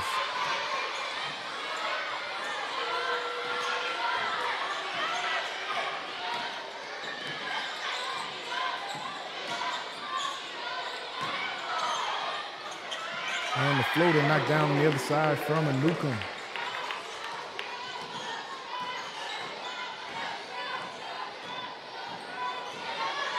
Brown on the handoff to Gooden.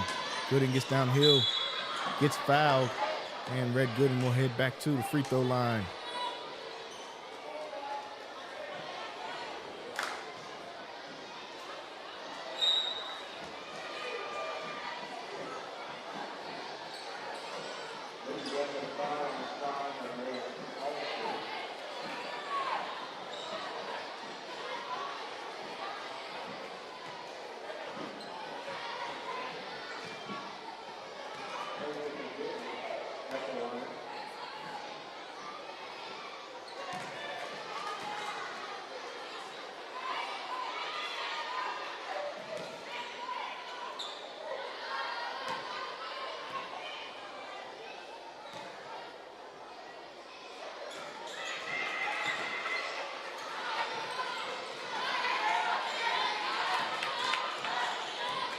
Gooden able to knock down the free throw.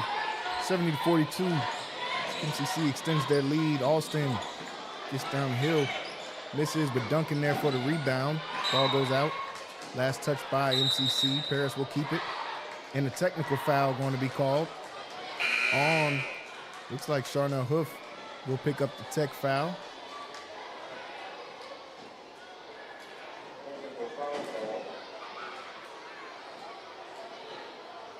Not a lot there. Looks like she might have just said something to the ref. Ref was probably tired of hearing it. gets a Tech. So some Tech free throws coming up here for Paris.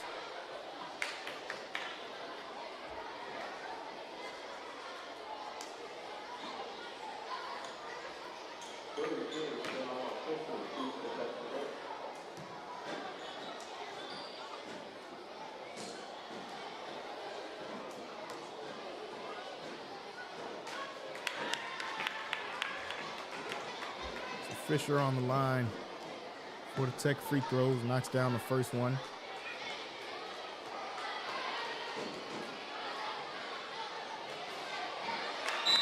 And gets both free throws to go.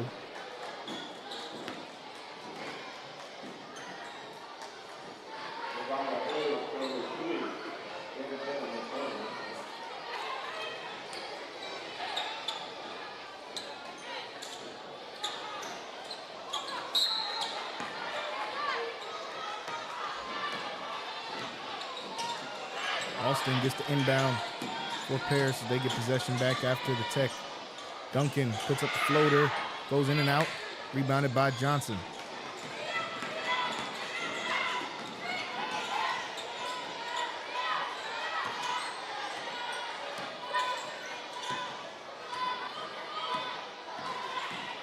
Drives from Butler, and Butler's fouled. She was heading to the cup. Couple more free throws coming up here at the line for Trinity Butler.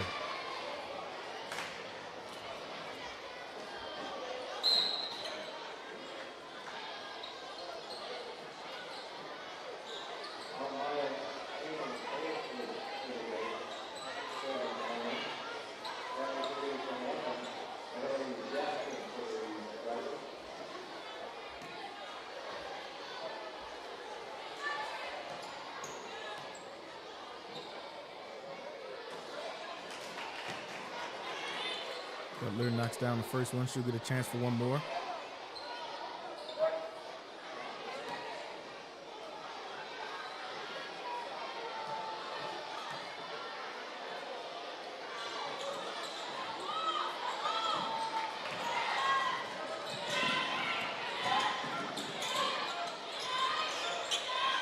Hit those free throws.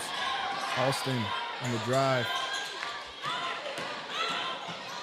Step back, now Newcomb has it poked out from behind by Brown.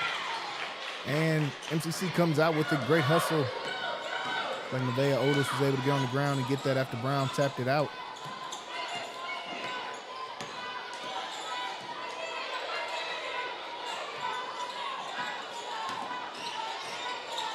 Otis on the drive, kick it back, Amos Horsley.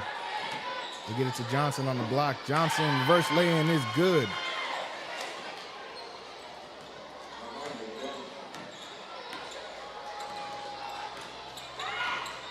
29-point lead, just about 2.5 left to go here in this game. I want to thank everybody for tuning in with us here today on Centex Sports Network. MCC is going to pick up their 12th win. Got a post-game show after this. So stay tuned. We'll jump over to Centex Prime Time. Talk some football recap after a great weekend of football, high school, NFL as well. And get ready for the college playoffs coming up this weekend. So stay tuned after this. For those football fans want to hear some recap of last weekend, plus a little bit of the preview for this upcoming weekend.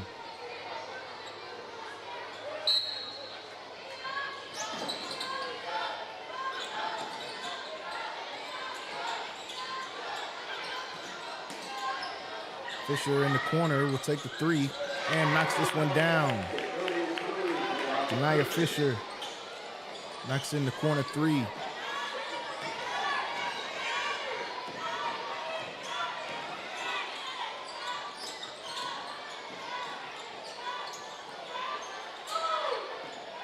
Amos Horsley on the drive. Kicks it over to Brown. Feed it down low, turnaround shot, no good. Rebounded by Jackson.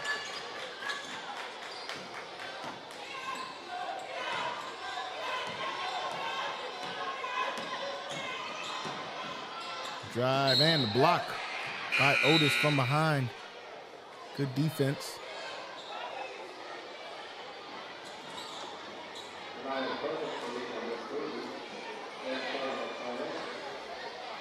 Minute and a half left to go.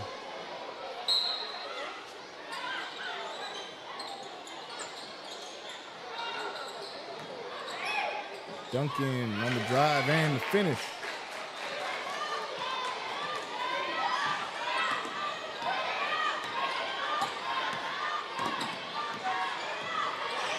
Two-third back in the game. Amos Horsley with the crossover. Goes up for the shot, fouled.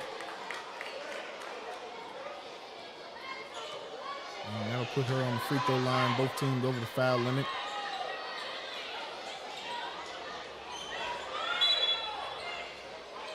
Not yet over the foul limit. They'll inbound this to Amos Horsley, who has it stolen away by Austin. Harris has got numbers. Austin goes all the way to the cup and finishes.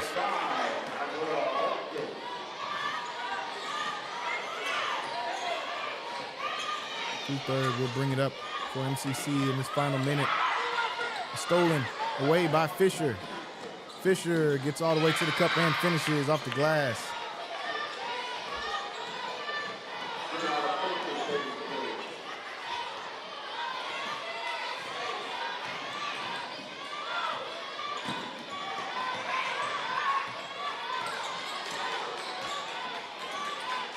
Pass over to Otis. Otis gets a screen. Otis off the dribble, gets this one to go off glass.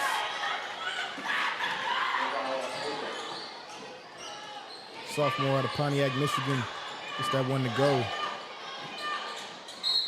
Pass goes out of bounds. MCC will get it for the final possession. 23 seconds left to go in this game.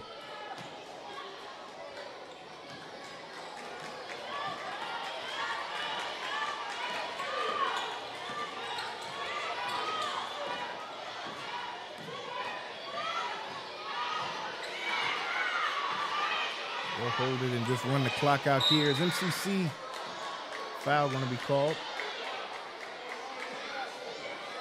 against Paris. And that will send Armaya Amos Horsley to the free throw line.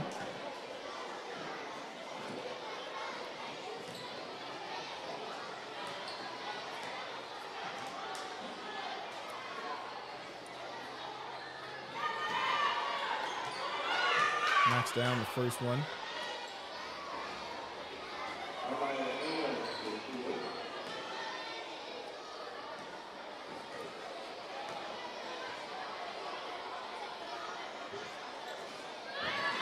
Just both free throws to go. Just 5 seconds left to go in this game. Fisher will bring it up. Fisher takes one last shot, and that will do it. 77-53 is our final score here. MCC picks up their 12th win of the season. They go into their Christmas break on a win streak. They've won 9 in a row.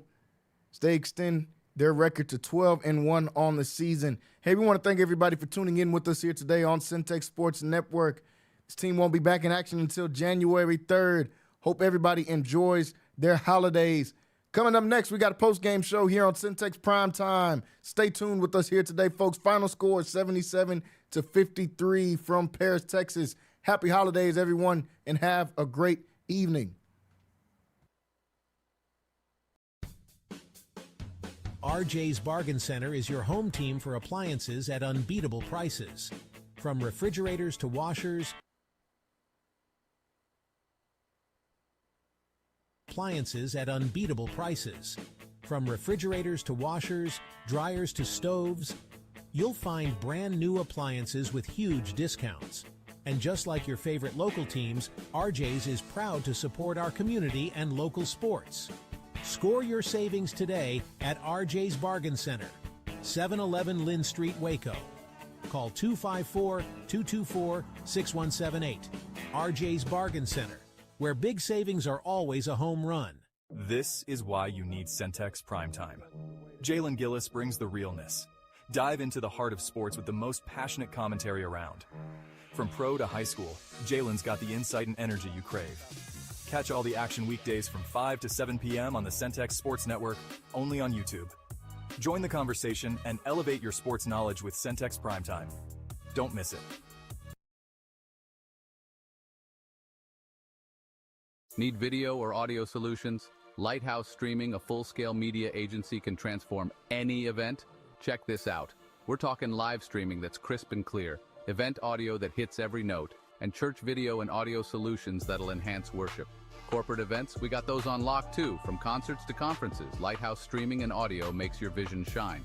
Book your appointment now at lighthousestreaming.com or call 254-252-4206 for a free consultation. Let's elevate your event and light up the stage. Hello, my name is Roy Gillis, founder and CEO of Lighthouse Streaming. Over the last 4 years, we've had some tremendous successes, none of which could have been accomplished without you, our clients, and our viewers. From my family and the staff of Lighthouse Streaming, thank you. MCC has definitely benefited me most on not only what I want to do, but who I aspire to be. Expect every professor to help you become who you want to be and more. Create your own success at MCC. Whether you're fast-tracking toward a rewarding career or building the foundation for advanced studies, you'll find a path to success with one of McLennan Community College's 140-plus degree and certification programs. MCC works for me. McLennan Community College can give you the tools you need to meet your goals, whether you plan to fast-track toward a successful career or lay the foundation for advanced educational opportunities. MCC works for me.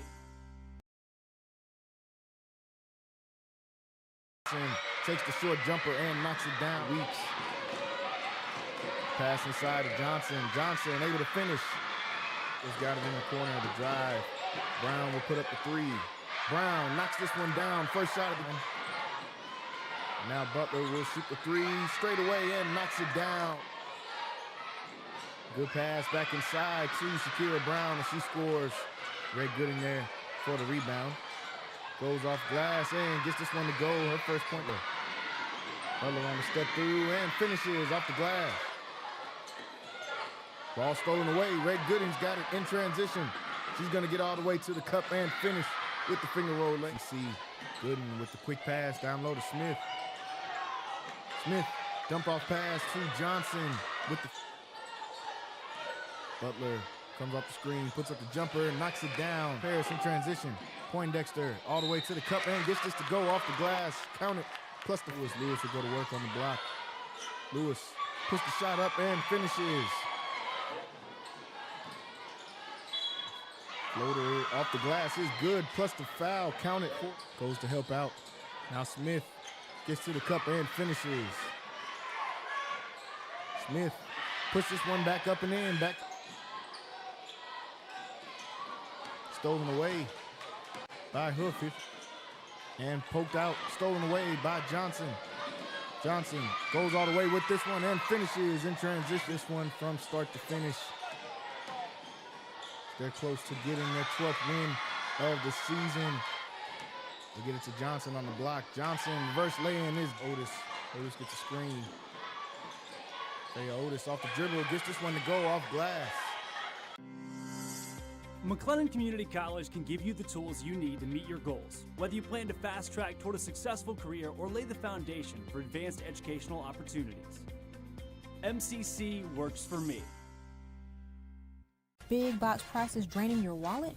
Not at RJ's Bargain Center. We've got the same new appliances, refrigerators, washers, dryers, ovens, at a fraction of the cost. Every week, new specials hit the floor, but hurry, they don't last long. And when you find your deal, we'll handle the delivery and installation. RJ's Bargain Center, a Centex Sports Network supporter located at 711. RJ's Bargain Center is your home team for appliances at unbeatable prices. From refrigerators to washers, dryers to stoves, you'll find brand new appliances with huge discounts. And just like your favorite local teams, RJ's is proud to support our community and local sports.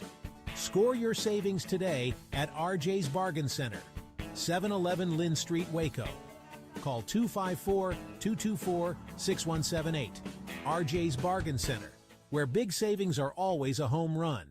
This is why you need Centex Primetime. Jalen Gillis brings the realness. Dive into the heart of sports with the most passionate commentary around. From pro to high school, Jalen's got the insight and energy you crave.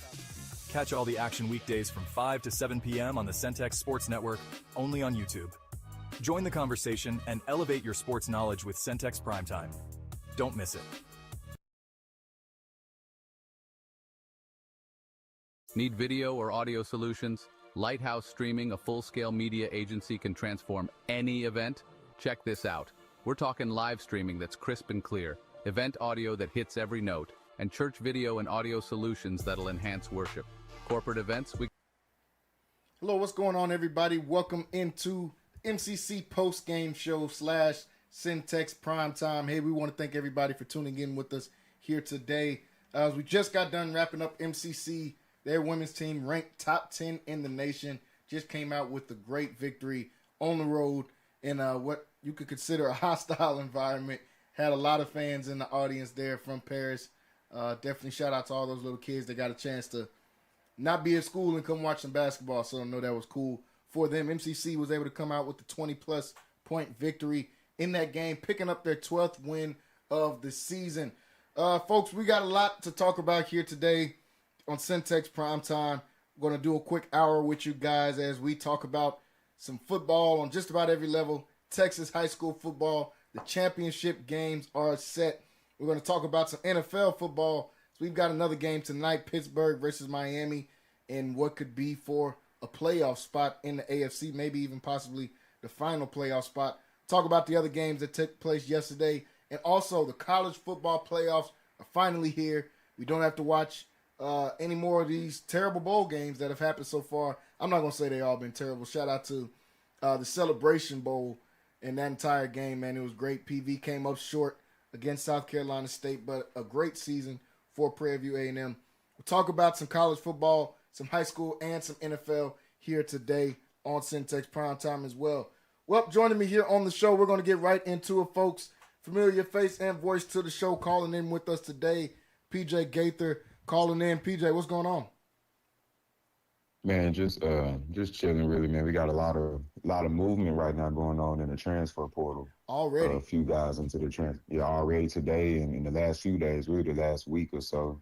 A few coaching vacancies that got filled up now, and a lot of high school football too that we got to talk about. State championship games coming up this week. Yeah, a lot of good games coming up this week. A lot of guys already jumping into the portal. Obviously, the huge news with DJ Lagway jumping into the portal, who does have ties to Baylor. Not sure if he will come to Baylor, and I can't even say I will blame him. I think his pops played at Baylor, if I'm not mistaken. But, you know, hey, that could be – you have to have that bag to get DJ Lagway, wherever school he decides to go to, whether that's LSU, Ole Miss potentially looking for a quarterback, but I doubt anybody going there. We don't even know who their coach is going to be like that yet. So a lot of transfer portal moves early on. When does the portal open, PJ? I can't remember what day. I believe January the 2nd. Yep, you're right. I just seen it, January 2nd. So it's like, okay, the portal doesn't open till then, but the portal's already open. As soon as football season ends, the portal is open, in my opinion. So a lot going down so far in college football, NFL football. But I want to start with a little bit of high school football. PJ, a big high school football fan like myself. Got to see some really good matchups this weekend, especially on the 6A level. Got to see what a lot of people thought was going to be a classic game with Duncanville and Allen. You know, Allen had been talking a lot of noise in the playoffs for those of you that do watch high school football here in the Texas area. They were talking a lot of noise, which I get it, man. You're supposed to when you're playing as well as those guys were. Ran into the wrong guys, though. Ran into Duncanville. Duncanville finds himself back in the state championship game once again, and they're taking on a very, very familiar face. We're going to get part 6 of this state championship rivalry between Duncanville and North Shore, two teams that always seem to find themselves not only in the state championship, but against each other. We think all the way back to the Hail Mary play that they had that really started all of this, 6 or 7 years ago when those guys first matched up against each other. Here we are all this time later, matched up again for the 6th time in the state championship game. I don't know if that's the most or if that's a record yet. I'm sure there's a team in the 30s that probably played against each other every year. Odessa Permian versus Plano or something like that. Like back in the 80s when they only had 4 or 5 teams going. Yates probably had 4 or 5 matchups against some teams in the state championship game. But as far as I can remember, this is the most matchups I've seen in the state championship game since I've been a high school fan. The closest thing I've seen from this was, back when we was in high school, whenever Cedar Hill and Katy faced each other, like I think 3 years in a row.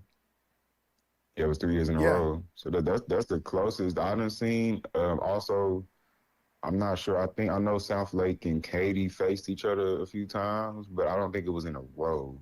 Yeah. Not in a row. No, this hasn't even been in a row either, but but still, it's just the amount of times. I mean, because the Hail Mary play, that was 2018. That was the 2018 state championship. It's game. like so six from 2018 to to 10 now, year I think 6 times in 8 years, I think, something like that. Like 8 years is crazy. That's a little crazy. So, no, I haven't seen anything like this. Anyone else? I mean, maybe at a smaller division, I'm sure, but not at the highest classification have I ever seen 2 teams that just find themselves being in a state championship game against each other. You know what I'm saying? Just consecutively, like how they have. Yeah, it's been crazy to see. I mean, as soon as I seen them in the Final Four, I was like, yeah, it's going to be Duncanville, North Shore again. Yeah, Duncanville, North Shore, yeah. I knew Lake Travis didn't stand a chance against North Shore, and I definitely didn't pick Allen to win over Duncanville in that game. Yeah, and I watched both games, and they both really just smacked Lake Travis and Allen. You could just tell that athletically, Allen, which I would say they probably had a better chance than Lake Travis did, but because they have some real good athletes on their team, but it just wasn't close at all. If I'm not mistaken, I think Allen only scored like 9 points, and Lake Travis only scored like 6 points. Yep. So even the scores are very similar. I think one was like 31-9, and the next one was 28-6. Like it was very similar games where you just seen North Shore and Duncanville. It was like, well, my athletes are better than yours, and there's really nothing that you could do about it. Yeah, I mean that's pretty much what it was. Both of those were almost like bully type of games. The Duncanville game and the Lake Travis game. Who do you got in this matchup, man? This is 6th time. I think it's 3-2 split right now, leaning towards North Shore. Yeah, 3-2. Do you see Duncanville tying this thing up at 3-3, or North Shore extending that out some more, making it a 4-2 lead over these guys in the last 6 games they've met? I'm leaning towards Duncanville. I feel like they got more. I feel like they got more just weapons than what North Shore has. North Shore has their quarterback is he number 7. He is awesome. Yeah, I think his name Caleb Maryland or something like that. He's a dog. He's a dog. They got a really good running game. They got some good outside receivers as well, and their defense is always really, really, really stout. And just the way they played against, because Lake Travis had the number 1 defense in the state. Yeah. So they played well all dominated. season. Yeah, so the way I seen them dominate Lake Travis, I give them a chance to win. This is a toss-up game. Like either answer isn't really wrong, but I am leaning towards Duncanville just because I feel that they got guys like Trent Yancey. I think he's like the number 1 receiver in his class of 2020.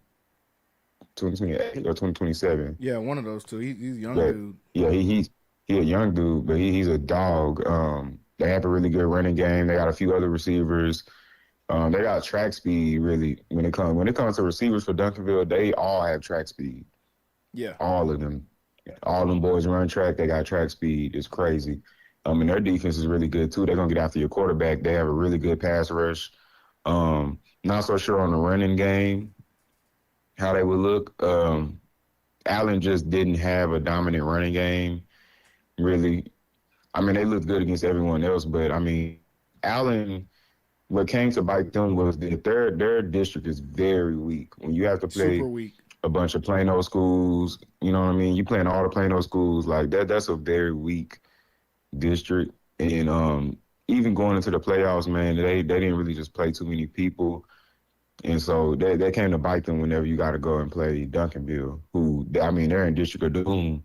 So they're playing against Waxahachie. They lost against Waxahachie earlier in the season and was able to beat them, though, in the playoffs. So they had harder games, you know, even playing against South Oak Cliff, you know, who's also in the state championship game. So, you know, just go back to Duncanville. Yeah, I got Duncanville coming out in this game, but it's going to be a very close game, and it could come down just like it has a few times with, I mean, the last few seconds or the last few minutes of the game where one of these teams going to have to make a play. Yeah, I mean, I'm leaning towards North Shore just because of what you said about them dominating Lake Travis. You know, I don't want to overlook that. Lake Travis have played great all year long. Not saying that Duncanville didn't dominate their matchup too, but man, it's going to be tough. There's no telling what you see in this game. We've seen Hail Marys, we've seen kickoff returns that decide the game, we've seen fumbles or interceptions that decide the game. Mm-hmm. There's no telling when these two teams match up what's going to happen. But I do know on Saturday, man, that game is going to be jam packed. They can't wait for this rivalry. I'll be there. Reignites the sure. Houston and Dallas stuff. You know, it's Dallas, easy for Houston and Dallas to beef with each other. So this just gives them a reason to beef a little bit more. The sixth matchup.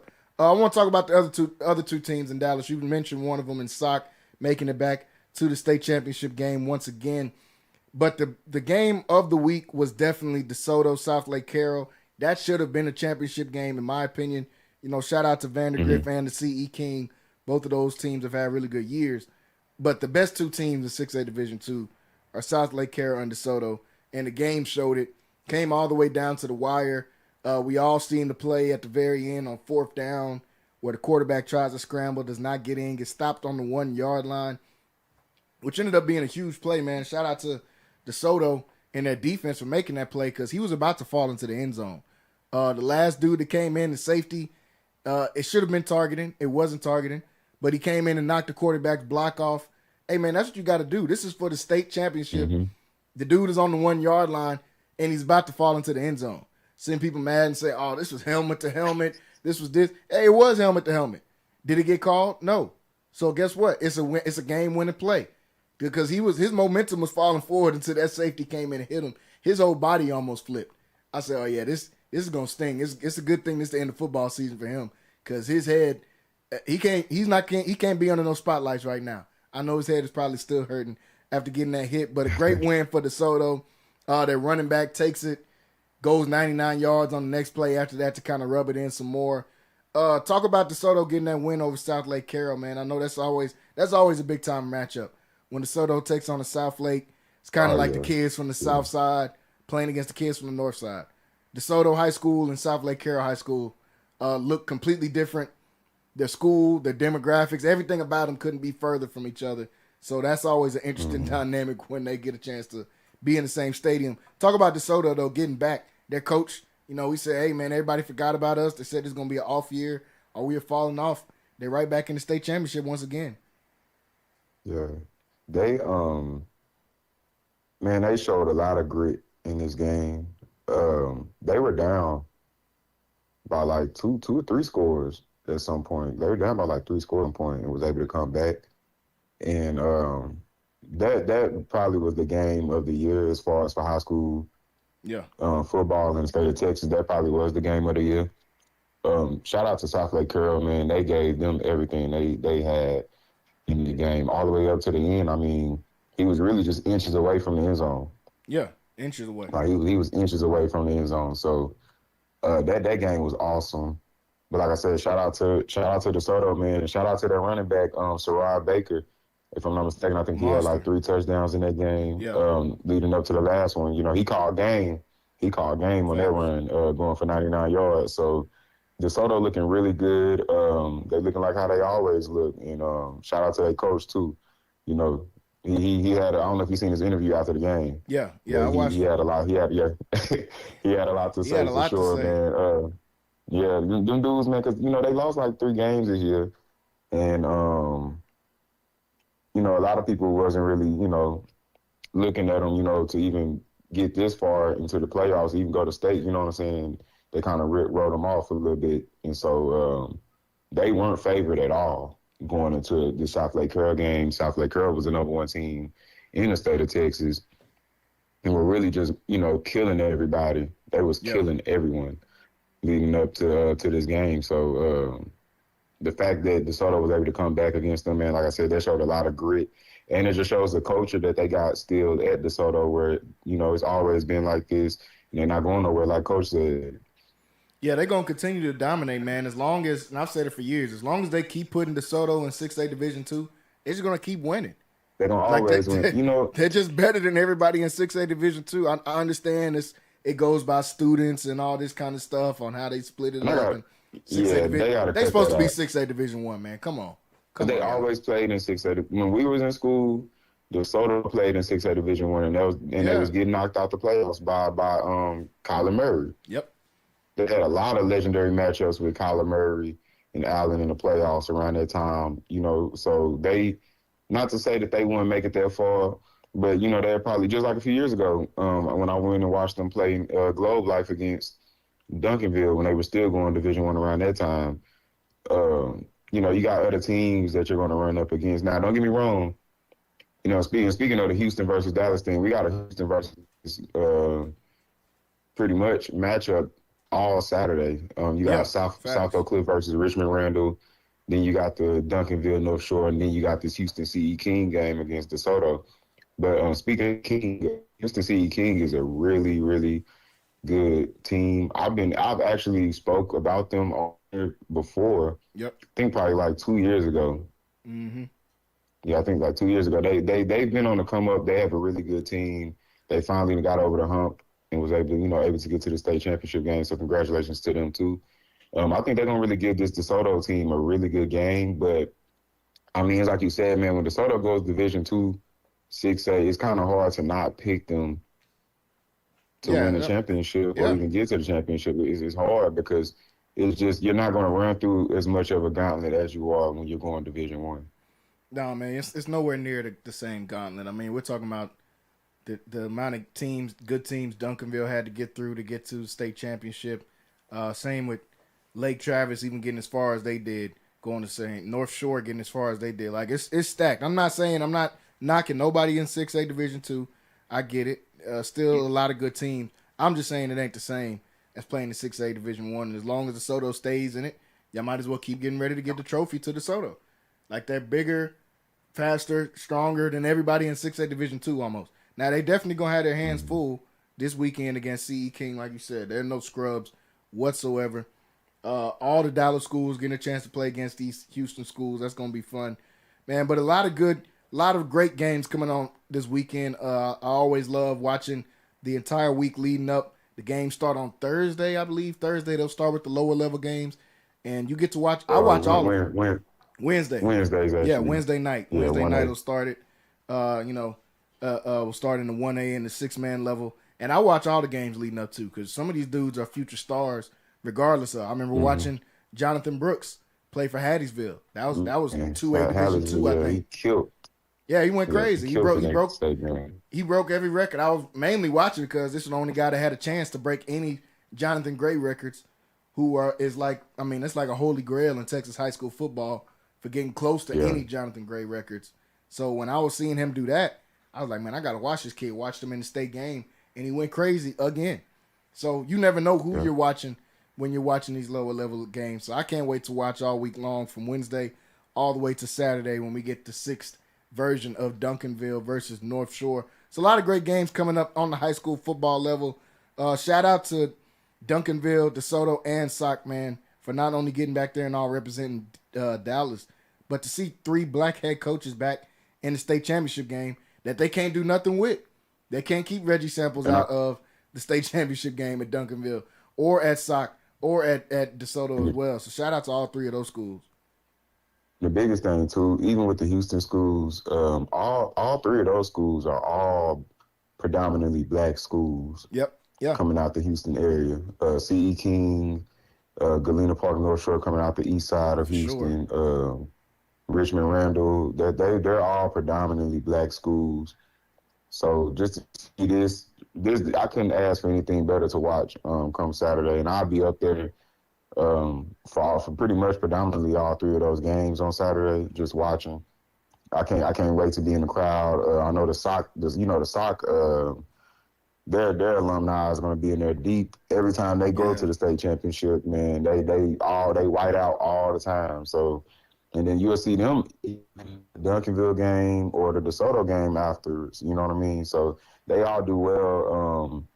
Pretty much just supporting each other, and I'm sure the Houston schools are going to do the same, even though those schools don't really have any type of connection like these three schools do, Dallas, but I'm sure H-Time gonna be in there. They're gonna be in there deep as well. You might see some of them stay after the games too, just kind of watching all the other games. So Houston and Dallas for sure in our big classifications in Texas right now. They got it right now, man. Houston they dominating. The smaller classifications is more East Texas, Central. You know what I mean? Or as 5A, 6A, Houston and Dallas for sure. Yeah, they dominating right now, man. And the alumni are going to be great. Duncanville and DeSoto, you know, they crowds can get a little bit rowdy, but it's not really too many crowds like SOC, man. SOC is you start to realize what the SO and C stand for when you out there and you start to see that SOC crowd show up. It's not really nothing like them. You know they be saying they take that to heart. Yeah, no, they serious. America to heart. Yeah, no, they serious about that. That ain't no joke. And it's South Oak Cliff. They ain't just representing Oak Cliff. They representing South Oak Cliff, a whole different type of thing. So shout out to them, man. Only crowd I seen that's close to them on the level of try me if you want to is probably North Crowley, man. Those two crowds right there. Crowley was crazy last year.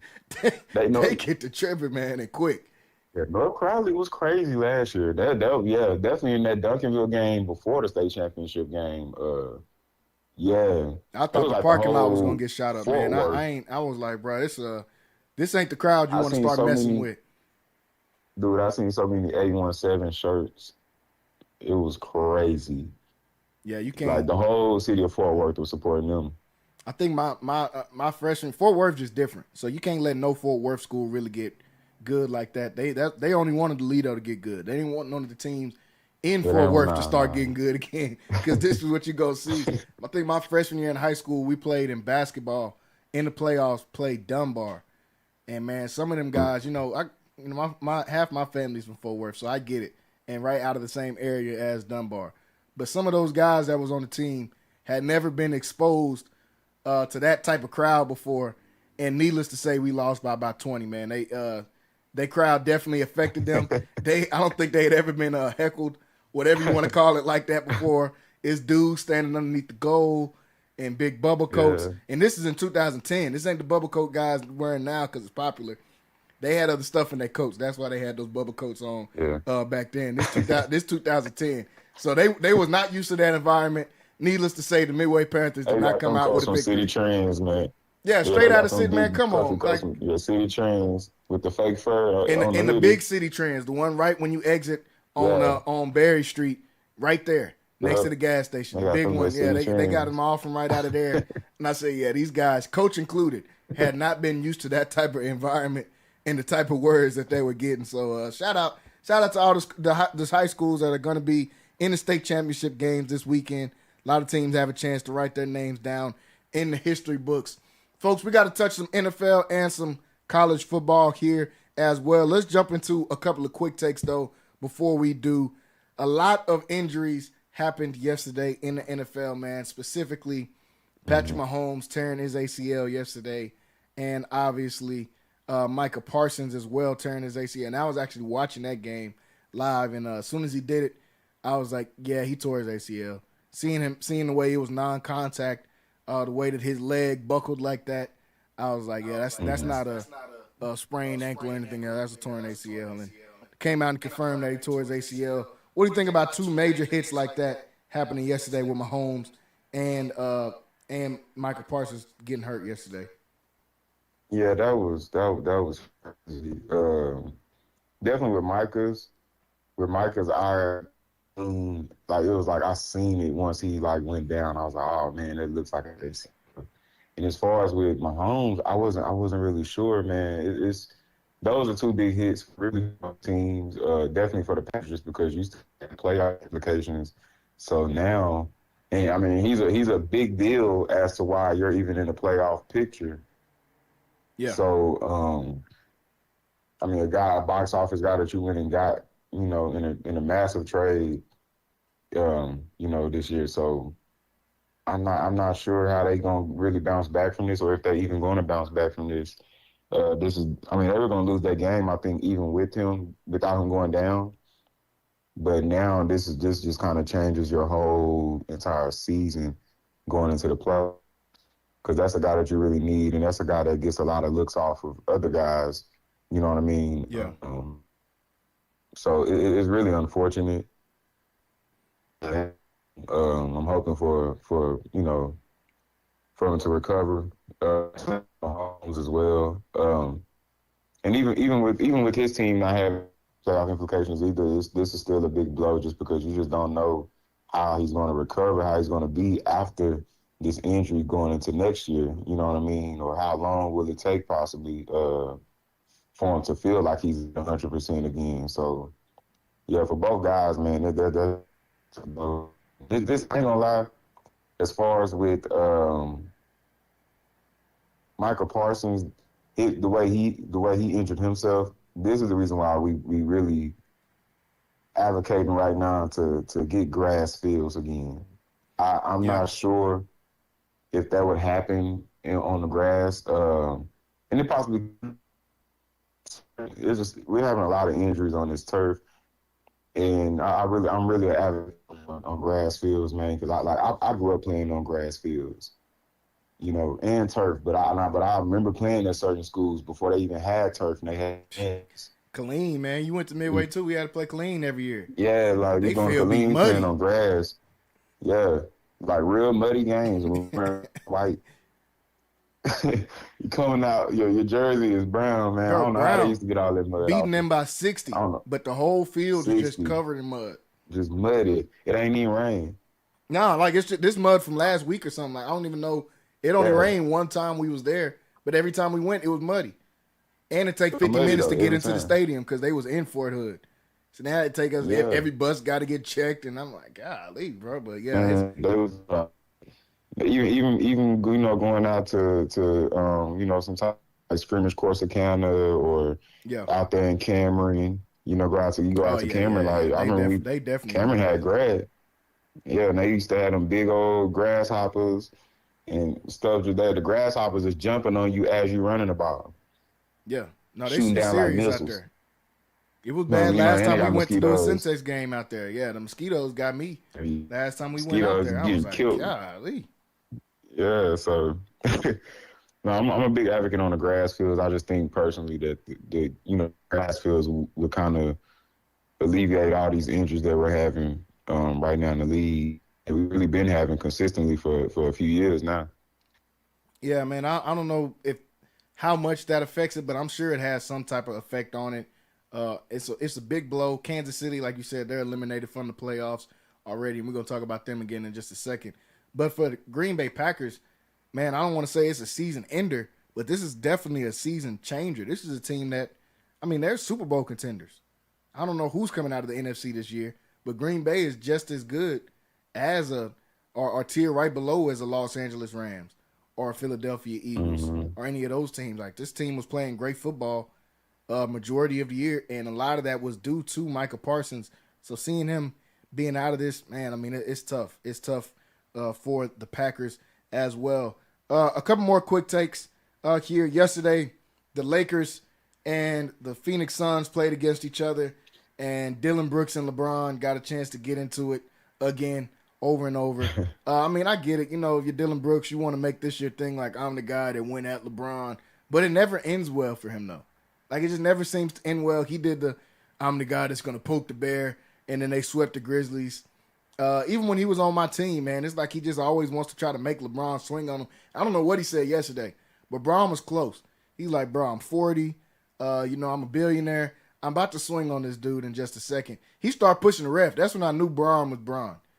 And he can do what he want. Because LeBron started moving the ref out the way like a little kid. I was like, hey, bro, you can't touch the ref, bro. You are not allowed to touch. That is supposed to be an automatic ejection. The ref is trying to move away. LeBron is grabbing this man's shoulder and turning him around. He dang near picking him up by his neck like a puppy. I'm like, hey, bro, Braun definitely got some serious clout still in the league because ain't nobody else pushing and tugging on the ref like that. But they get into it again after that. Dylan Brooks hits a big-time 3 over him, but then gets ejected from the game because he comes over and pushes LeBron after he hits the 3 to give him the lead. Dylan Brooks gets ejected. LeBron comes back out. They don't foul him, but they call a foul. LeBron hits the free throws, game's over with. What do you think about Dylan Brooks steadily trying to get into it with LeBron over and over? I don't know why he do that. I know he like you say, he always trying to poke the bear, but I'm not trying to poke at the GOAT. Yeah. You know what I mean? Like that's the GOAT. And you're doing it and it never does anything. You know what I mean? Y'all always end up just losing or getting swept. You know what I'm saying? Like so I mean it doesn't I don't know what he gets out of that. Like, do you not like LeBron? You got against the GOAT? You got something against LeBron or something? Like you grew up I don't know who he Canadian, man. You know, ain't no telling. You know, sometimes guys be a little bit weird. He is Canadian. You right. I don't know who. He might. You know what? He thinks Steve Nash to go to something. He probably ain't watching LeBron. Yeah. You know, but that makes sense though because he probably was a Toronto Raptor fan growing up, and LeBron. Yeah, he used to bully them. Even his first stint with the Cavaliers. If you just go look up LeBron's, like, I don't know what he got against Toronto, but all his like best numbers are against Toronto. Every year, no matter when they play him, when he hit the little fadeaway running off the glass for a game winner, I'm like, he don't even care. Like he hates the Raptors crazy. At this point. Like he does his best moves, whatever his best games are outside of the finals are gonna be against the Toronto Raptors. So yeah, maybe I ain't put their connection together, but maybe it's that. Maybe he a closet Raptor fan still. And he like, I'm going to defend my country, and I'm going to be the bully for LeBron. Like, okay, bro, let's stop, man. Let's stop. Let's stop. Not gonna do anything. And somebody got to tell him, hey, bro, once your braids hit a certain length, you got to switch to dreads. This man got braids all the way to the middle of his back. What are you doing? Like them the braids the girls get when they go into Jamaica. Like, why do you got them braids in your head, bro? Like, what are you doing? Somebody got to. Hey, shout out DB, man. He had a good run on my Rockets, so I ain't gonna hate on him too much. But I don't get the feud thing with LeBron. Like, bro, you got to, and then you be trying to get him to swing on you. You don't even want to play. It ain't about basketball. Like you do stuff to the point that Bron is like, bro, we can just go ahead and box. You want him to crash out? Like that ain't cool, bro. And then people's like, man, I told y'all LeBron ain't gonna do nothing. He ain't even swing on. But this dude is a billionaire. Why would he sock out? If he didn't punch KG, he's not going to punch nobody. Ain't nobody said wilder stuff to him than Kevin Garnett and all them Boston Heat rivalries and when he was on the Cavs rivalry. So if he ain't do nothing then to him or Paul Pierce, he don't care about Dylan Brooks. This dude's a 40-year-old billionaire with a son that plays for his team. He's not about to punch Dylan Brooks. Now, Bronny need to get up and go. See, this is the time Bronny got to go earn his stripes. Dude keep messing with your pops. Your dad. Your dad is the GOAT. He can't swing on him. But you, on the other hand, you for sure can swing on him.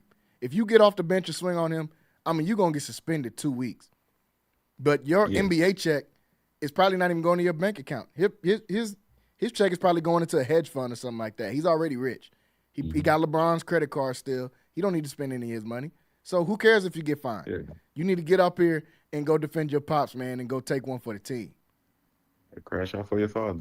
You got to, Bronny. You're not getting in the game no way. You got to get out and just say, you know what, I'm finna earn my stripes. What do you have to lose? I'm finna jump off the porch. Yeah, you ain't got nothing to lose. No, they're not gonna kick you off the team, bro. Your daddy pretty much owns the team. They ain't gonna kick you off. Now, if you wait till you go to Charlotte or something and try to crash out, you off the team. You might be out the league. Yeah, you out the league after that. You're gonna be playing for the Israel Rockets. You after that, so you might want to keep it together, man. A couple more quick takes here, man, before we move on to some football. Phillip Rivers played his first game in 1,800 days. 1,800 days since he played in the NFL. Threw away his chance to make it into the Hall of Fame this year. to go out there and play. He goes 18 for 27, 120 yards, a touchdown, and a pick. Now, he didn't play terrible in this game, but, I mean, come on. He still knows how to read defense and all that kind of stuff. But on that last play of the game, when I seen him try to throw the ball, the furthest he ever threw it so far, 30 yards, and this man had to gallop and lean his whole body into it, and the ball only went like 30-something yards, I said, hey, get Phillip out the game, man, before this guy hurt something. He took his whole body to throw 30 yards. Whole body. And I know he didn't get hit in this game, but if you keep rolling this dude out here, he's going to get hit, and he's going to not get up. So I get it. It was a good feel-good story, but if Riley Leonard clears any type of injury protocols, Riley Leonard needs to be starting on Sunday and not Phillip Rivers. It was a cool story. For sure. He hadn't played in 1,800 days. He said, I'm inspiring my team back home. He's still calling his high school team my team. This dude ain't thinking about no, hey, man, get out the game, bro. Get out the game. Yeah, You used your whole body to throw 30 yards. It was a cool story. Riley Leonard's injured. If he's not hurt anymore, he's got to start on Sunday. I think that's it. And what do you think about Phillip Rivers' first game back, though, against the Seahawks?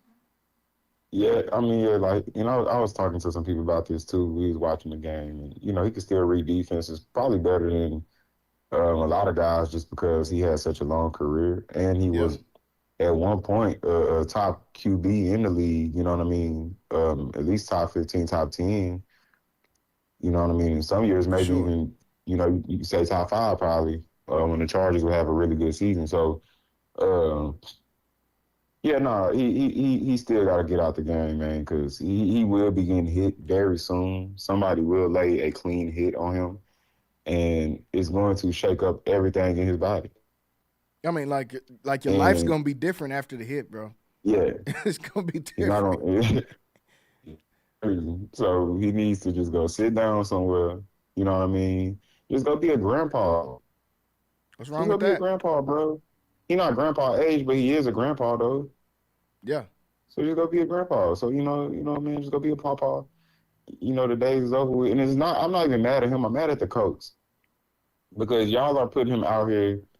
Y'all, I don't feel like they're looking out for him for real. Because why would you go? He's, what, 45? 44. 44? Okay, like, man, come on, bro. It doesn't make sense. You got guys all across the league on all 32 teams, and you could have reached out to anybody. You know what I mean? It's just too many guys that you could have went instead of a 44-year-old. Like you said, he literally used his whole entire body to throw 30 yards. That's unacceptable. I'm not a quarterback, but we could easily chunk a 30 yards. Right. He had to dip his shoulder and everything. Like this was finna be a Elway 80-yard bomb. And that mug sailed. It was in the air about 4 or 5 seconds, too.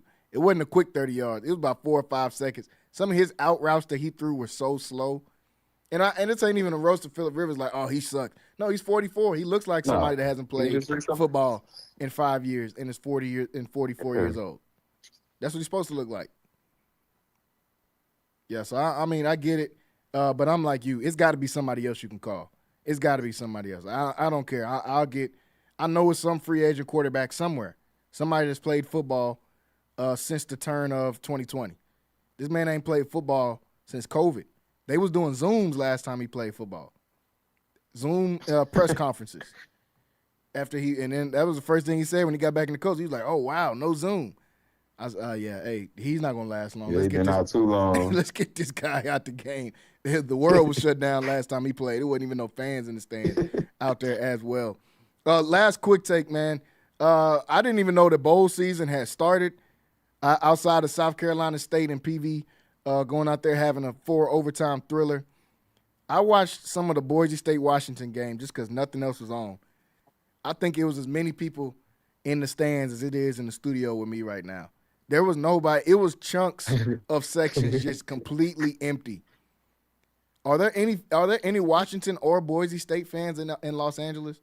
You put a game between two garbage teams on a Friday night in L.A. Do you think anybody on a Friday night in L.A. is like, oh, let's go watch Boise State versus Washington? I bring it up to say this is what bowl games are going to look like. The playoffs have killed bowl season and what we knew it as, but you can't have both. I've seen some people say, man, I'm so mad. This is going to kill bowl season now with the playoffs. It should. You can't have both now. You can't have all the bowl games are interesting, and we get an extra, 4 or 5 games for the playoffs now too as well. Like you can't have it both ways. This is what's going to happen. You put the college football playoffs in with 12 teams, it's going to make nobody watch the bowl games.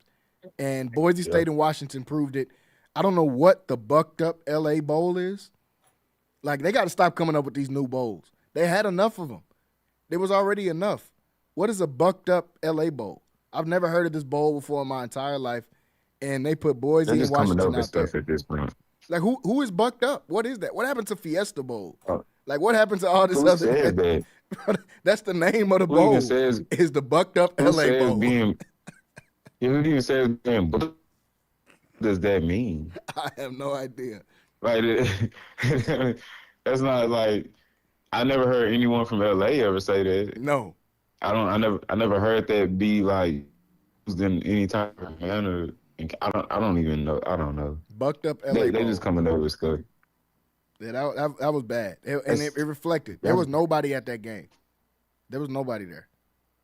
Only people in the audience was parents of children that were playing on the field. I don't think one fan from either school came. It doesn't help that Boise just got whooped and they got destroyed. You know. Yeah, I mean, it was bad. It was bad. So for all the bowl game watchers this week, I'm gonna try to tune into a couple of them. But if I see any more product like that Boise State and Washington game, I'm not tuning in. Nobody wanted to see that. That was a waste of my 10 minutes that I did watch of that game. I think it'll be a couple decent bowl games coming up, but mainly everybody's ready for the college football playoffs this weekend. Let's hit a couple NFL games before we switch to some college football. Some games that eliminated teams. The Bengals officially eliminated from playoff contention after they lost 24-0 against the Bengals after they lost 24-0 against the Baltimore Ravens yesterday in a game. Joe Burrow played terrible. He said, I would have lost on any team yesterday playing the way that I played. Somebody needs to check on Joe Burrow, man. He just seems depressed. Like, he's starting to hate football. It's looking like an Andrew Luck situation is happening. Like, this dude has been getting hit the most out of any quarterback in the league since he pretty much stepped into the league, similar to an Andrew Luck. And as great as Andrew Luck was, he said, enough is enough. I can't take it anymore. I can't go into another season getting hit every single play and retired. That's what I'm looking at right now for Joe Burrow. Somebody needs to check on dude because I don't even think he likes football anymore, the way that this is happening. I don't, and I can't blame him. The Bengals are a terrible organization. They prove it every single year. They're 4-10 this year. They brought Joe Burrow back, played through injury, probably on Toradol and all types of other stuff that's going to ruin his kidney just for y'all to come back out here and get blown out 24-0. Do you think Joe Burrow is done with the Bengals? Everybody's starting to, speculate that he's going to ask for a trade or something like that in the offseason. They've just done a very, very not even trying. That's the thing. You haven't even tried to protect him. No. You haven't even tried to. He's consistently the most hit quarterback on rushes throughout every season, huh? I mean, he's top three every year. Every year. So y'all really, I can't even say that y'all tried to get him any protection on the O-line just because, he is consistent. He's been injured a lot. I mean, their first 2 picks in the draft this year was a linebacker, Demetrius Knight, and then Shamar Stewart, who had 1 sack in college, and y'all thought he was going to be good in the NFL. So you're not trying to protect him. That's what I'm saying. Like, you're not even trying to protect him because y'all went and got 2 defensive guys. Now, granted, y'all defense is one of the worst defenses in the league and has been a few years now. No defense is worse than y'all defense in the league. I promise you. So I understand that you're trying to get some guys in the draft as well for the defense. But, y'all have a quarterback who is consistently hurt. He's always ends up getting hurt. I can't even remember a season where he didn't end up missing a game. No, at least one game. One game. He's going to miss a game. He might miss more. It seems like it just seems like Joe Burrow, every time I watch the Bengals and I don't see him, somebody else that's watching it with me, and they're like, man, where's Joe Burrow? Oh, yeah, he's hurt right now. What? Yep. When? It seems like that is like a consistent thing that happens. And so, I think he's done with the Bengals, which is unfortunate. But he to me, he's still that guy. For sure. He shows it. I mean, to everyone in the league. I mean, it's why he's so much about the league, not just because of the 2019 championship run that he had in college, but also just the 2021 run that they had when they were Rams. I mean, he's a dog, bro. He's a dog. He has a lot of upside, and he still has a lot of time in his career to show that as well. Still a fairly young guy, so he still has a lot of time. I just think he needs to get out of Cincinnati, where it's just now starting to seem like that's just your career just dies kind of slowly out there. You know what I mean?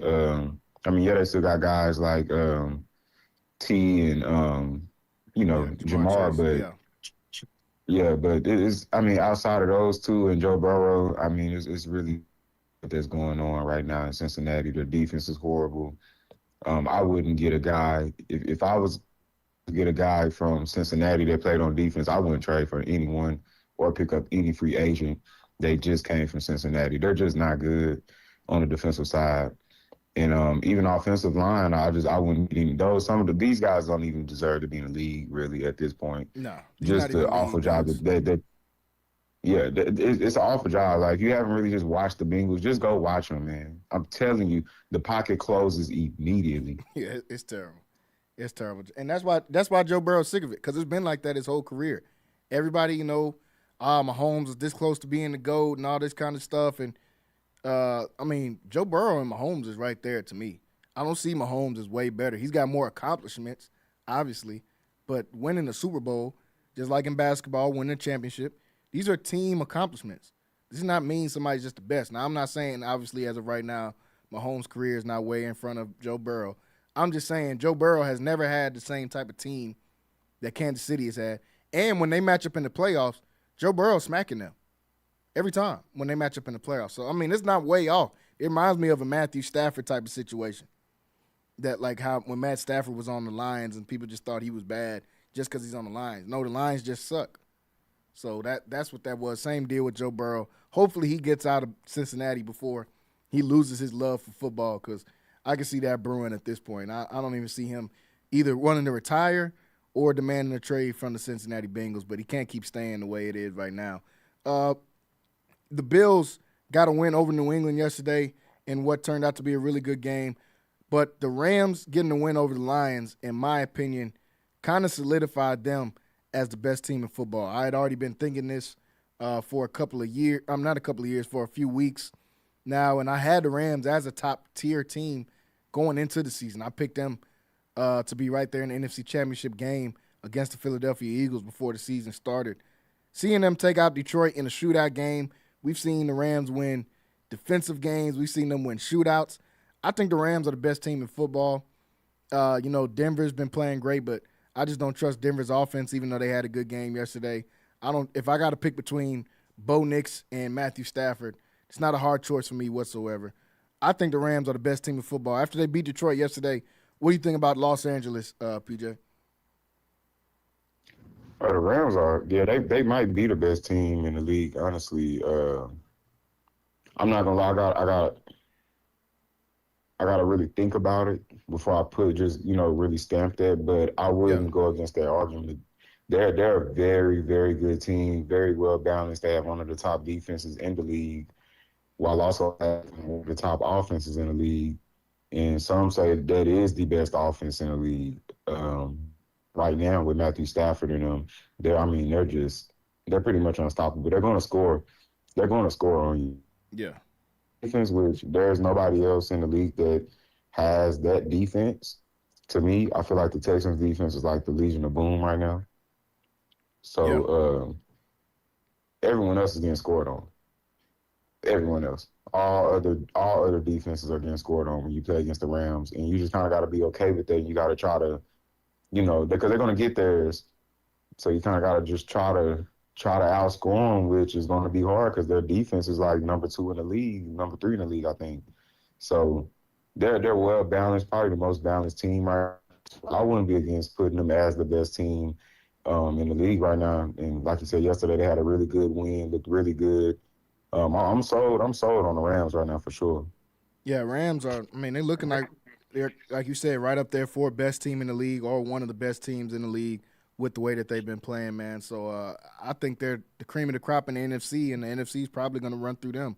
Last one before we move on to college football. Dallas Cowboys losing last night on Sunday Night Football against the Minnesota Vikings. I seen somebody say everybody remembers how to play football against the Cowboys. Suddenly, J.J. McCarthy turns back into a really good quarterback. 250 yards, 2 touchdowns, and a pick. Dak Prescott, played decent in this game. Wasn't able to make those plays at the very end of the game, but I understand he was playing with some backup linemen. It pretty much shuts the door on the Cowboys' playoff hopes for this season. I think they have now a 1% chance to get into the playoffs now.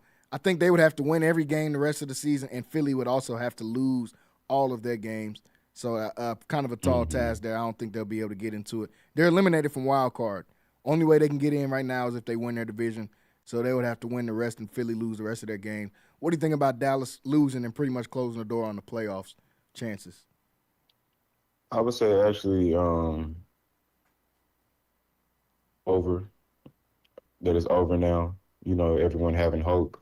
This still wasn't a team that I would want to see in the playoffs, even with as good as the offense is or has been this year. The defense just hasn't. Quentin Williams, I think, yesterday. So that's another thing that we kind of got to pay attention to today. So this gives us time now. Kind of the sort of feeling that I have with the Texas Longhorns not making the playoffs.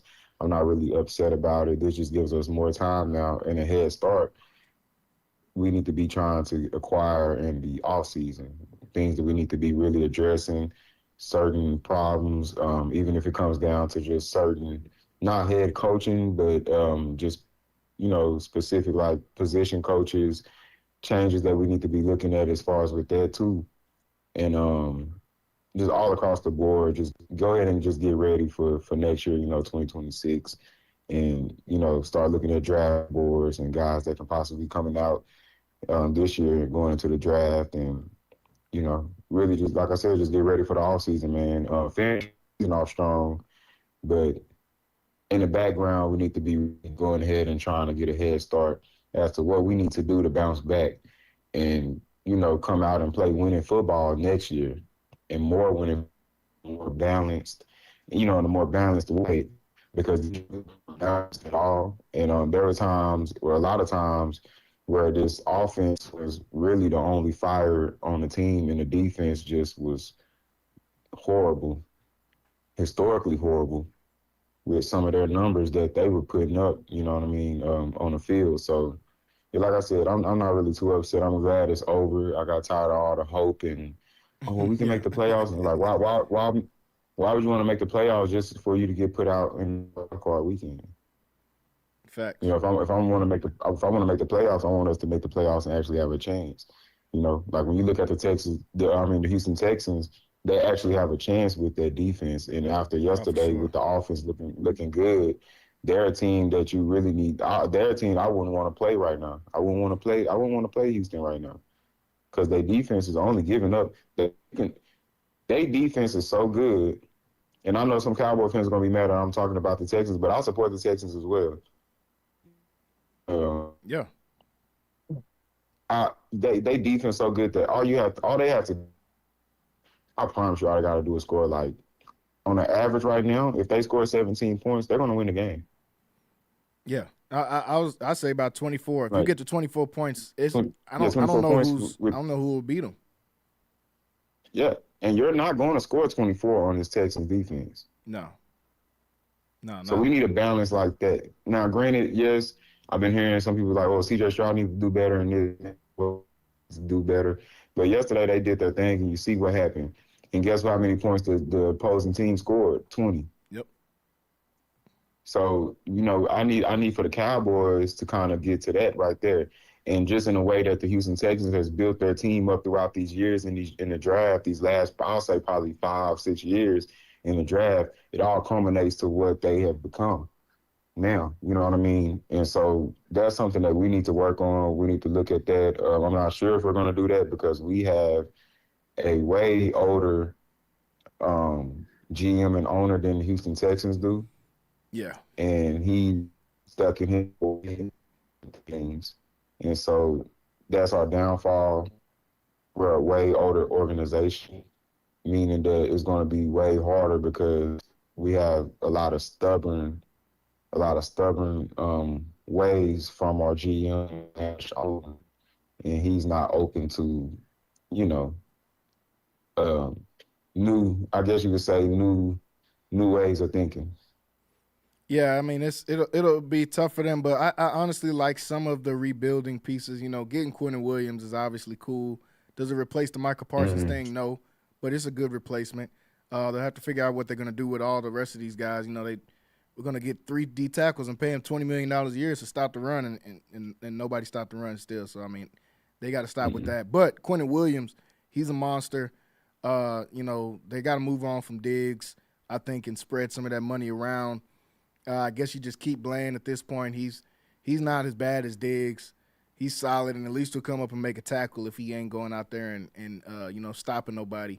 He don't mind coming up and making no tackles. So maybe you keep him and move on from some of the other guys. But the Cowboys definitely have some rebuilding to do going forward from there. It's encouraging to see that they're able to run the ball again. But, they definitely need improvements to be able to get back to being considered contenders, even with Dak Prescott playing the way that he was for a majority of this year. I want to go to some college football. The playoffs start this weekend, everybody. We got a few minutes here left on the show. Playoffs start this weekend. Transfer portal is pretty much open. I want to start with the Heisman Trophy. Goes to Fernando Mendoza. That was my pick for the Heisman this year. I think with the type of season Indiana had, the type of season that he had throwing the football, I know he doesn't look exactly like, a lot of the Heisman Trophy winners, not a hyper-athletic guy, but he's a smart college quarterback.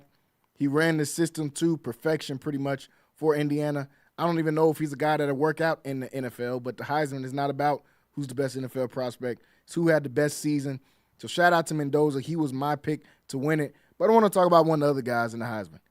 Diego Pavia, the guy who's tried to coin himself as, I guess, one of the bad boys of college football. The dude is my age out there still playing college football, still fighting for another year of eligibility in college football. He after losing in the Heisman Trophy, even though he got 193 votes, I mean, he was second place. He was right there as far as winning it. They just said the other guy was better, which he was. I mean, their season, he went undefeated. I understand you brought back Vanderbilt. You had a great season. I think Pavia is one of the best players in college football. But to then post a picture at the Heisman ceremony still with you and all your homeboys, post a picture with middle fingers up and said F all the voters for the Heisman. Then the backdoor that, to go out that night, post all over your social media.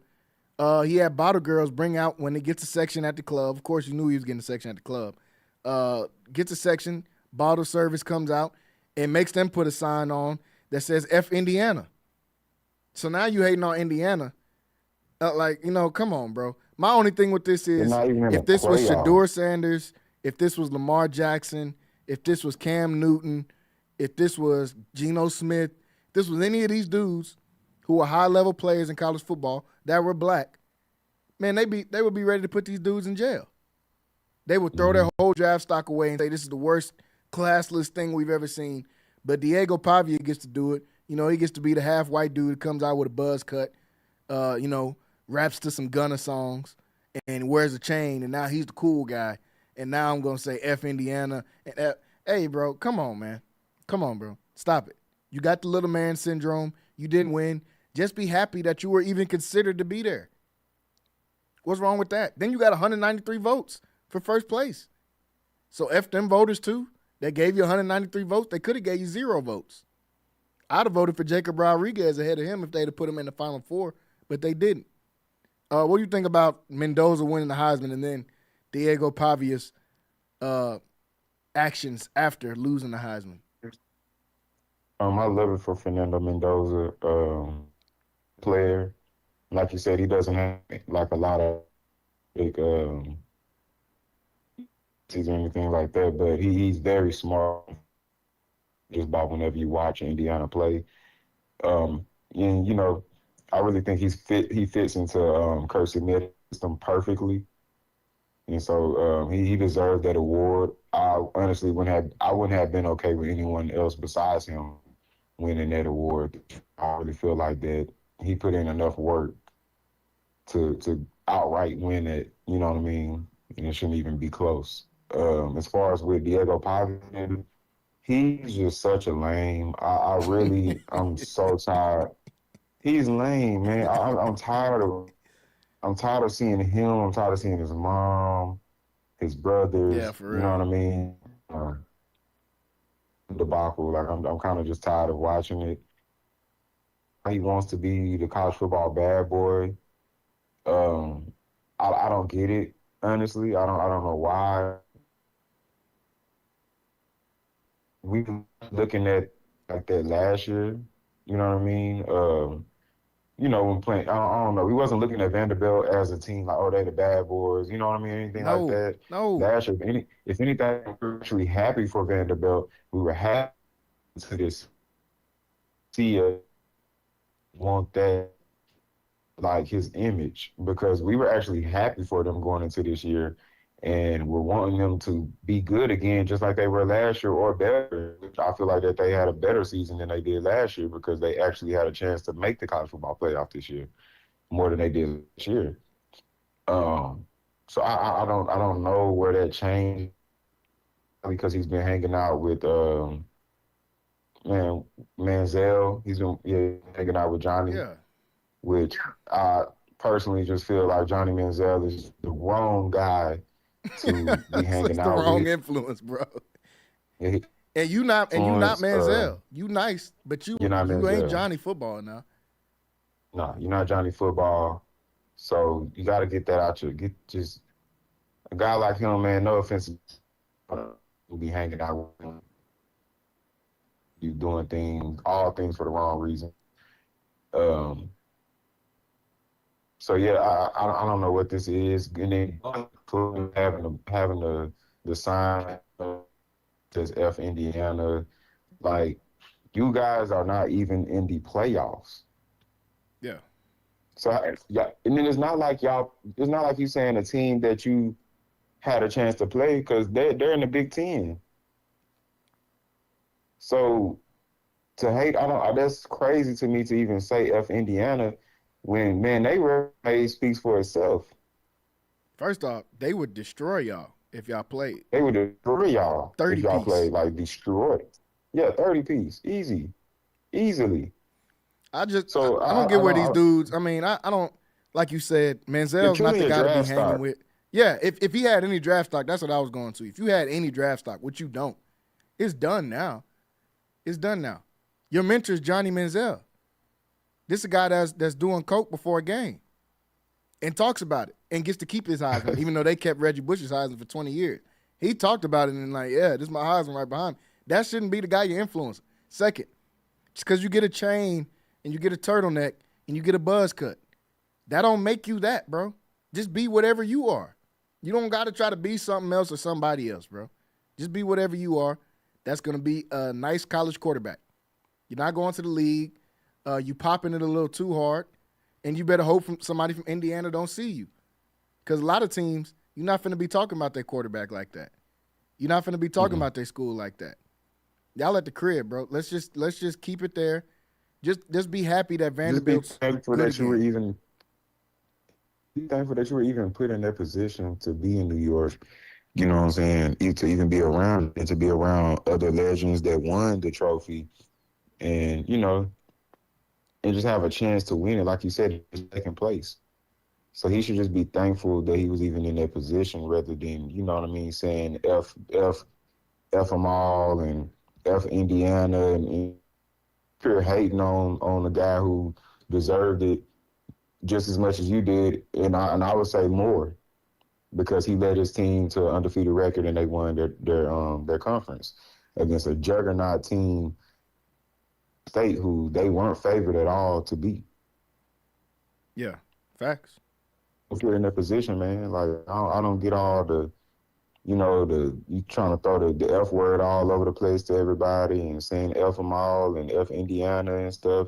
You saying F Indiana that's a team that, like I said, their resume speaks for themselves, man. Them dudes earned their rep. And they earned their way into the college football playoff, and they're the number one team in the college football playoff. And to be honest, even with them being the number one, Cincinnati is going to have them boys ready to play. Yeah, because he's not going to have them believing in all the hype. So, just go into your little bowl game, man. When you get to the draft, like you said, he possibly killed some of his draft stock with this, if not all of it. Yeah, probably all of it, man. He ain't have no draft stock. He was going to be a 7th-round pick maybe if somebody just felt like taking a chance. But, that just being the hard-nosed player stuff and I'm going to work hard, hey, that don't work in the NFL, bro. If you're just not talented enough, you're just not talented enough. I don't think Diego Pavia is talented enough. He put out a statement on Twitter wanting to apologize. Being part of the Heisman ceremony was such a great honor, yada, yada, yada. Then at the end of it, he gets to, I've been doubted my whole life. Every step of my journey, I had to break down doors. Hey, bro, let's kill the I had a dream speech. We don't care. We don't care. How about that? Just say you're sorry and go on about your day. You don't have to give us a background of your story.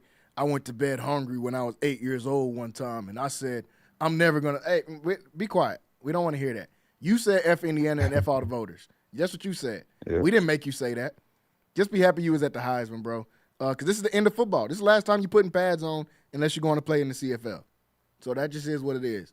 I think you should just enjoy it. He's trying to come back for another year eligibility. I think that should be illegal.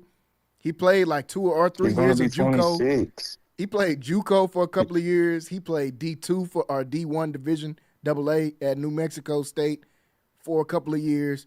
This is second year at Vanderbilt. How many years of football can you play in college?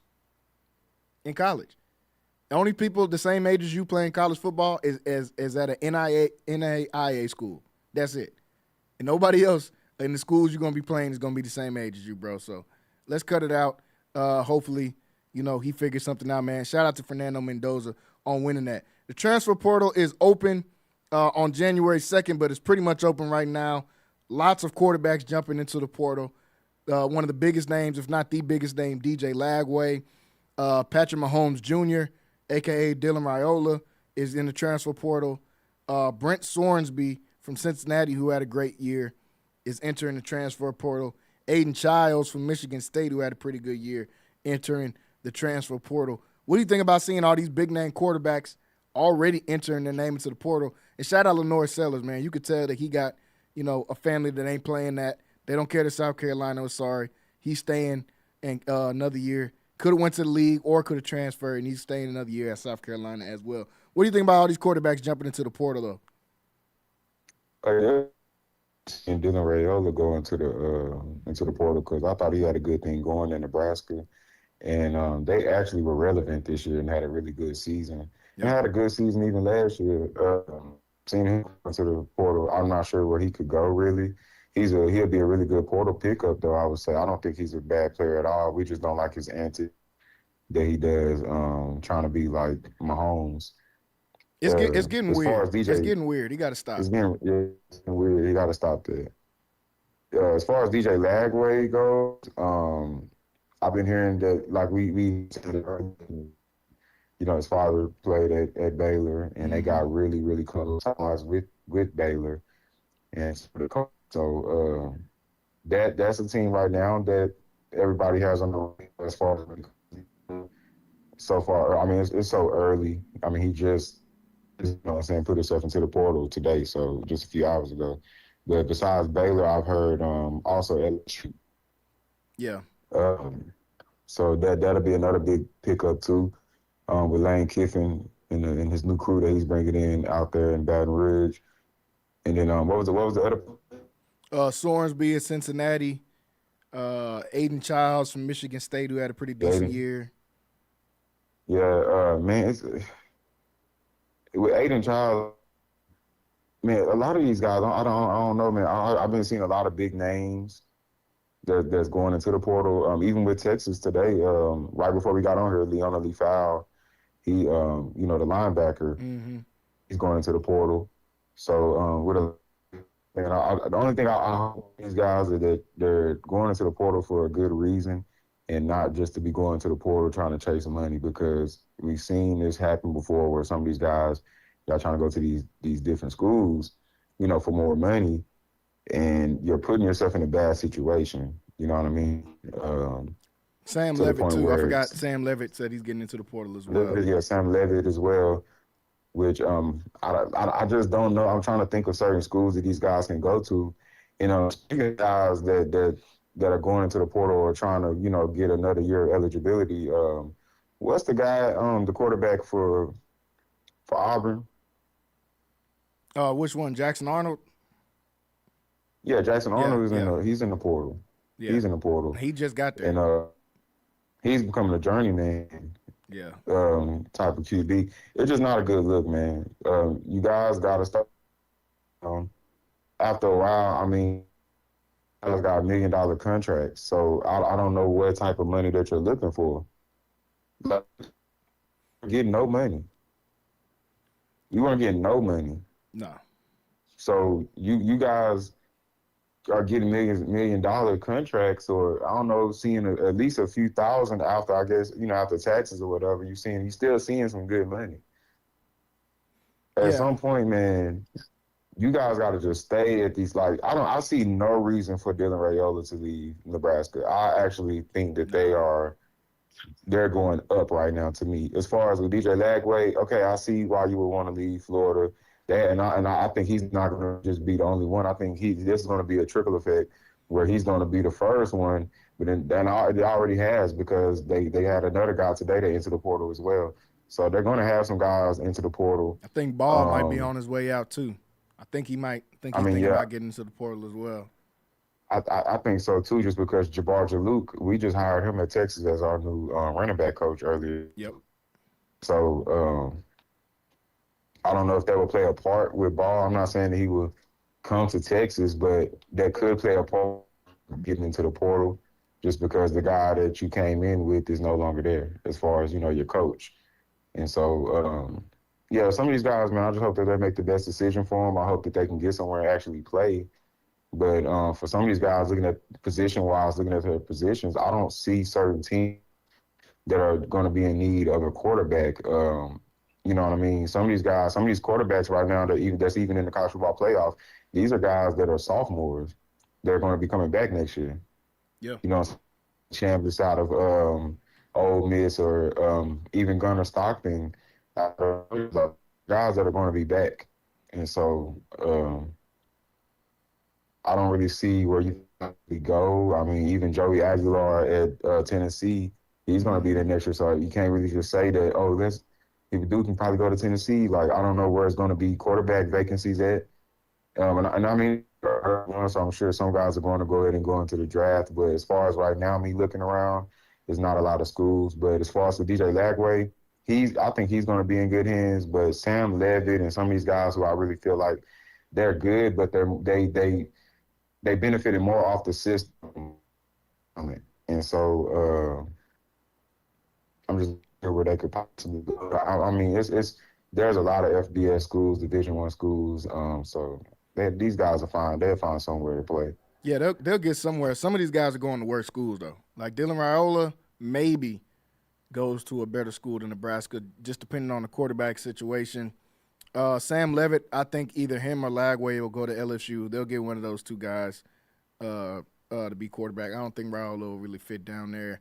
I know Tech will be looking for a quarterback in the offseason stuff. So, I mean, there's some options, but some of y'all are going to end up at a worse school just jumping in the portal. Like Aiden Childs, Michigan State sucks, bro. Where you finna go? Are you finna go to Toledo or something? I don't know what you got going on. I don't know. Some of these dudes, your film not good, bro. Where do you think you're about to go after this? Brent Sorensby, I get it. You want to cash in. He had a good year. You want to cash in on it and try to get somewhere like a Tech or somewhere like that. But some of these guys, you're going to end up at worse schools. Not just quarterbacks, but a lot of these guys jumping into the portal early and just can't wait to go out here and leave some of these teams. You're going to find yourself playing D1 AA in just a second if you keep leaving these schools here. Before we get off here, man, pretty much out of time, but got to talk about all this nonsense going on with the Michigan Wolverines. I mean, these dudes just won a championship 3 years ago? These guys just won it 2 years ago. They just won a championship. To see where their program is that quick, Bryce Underwood hasn't went into the transfer portal yet, but depending on who they hire, I think he's going into the transfer portal, and he might go back to LSU.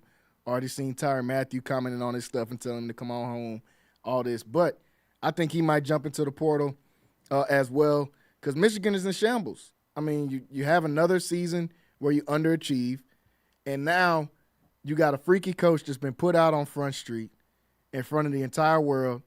Backdoors that gets arrested. Like this dude, this just spiraling out of control. They already probably was trying to get rid of you. You was the first black head coach at the University of Michigan.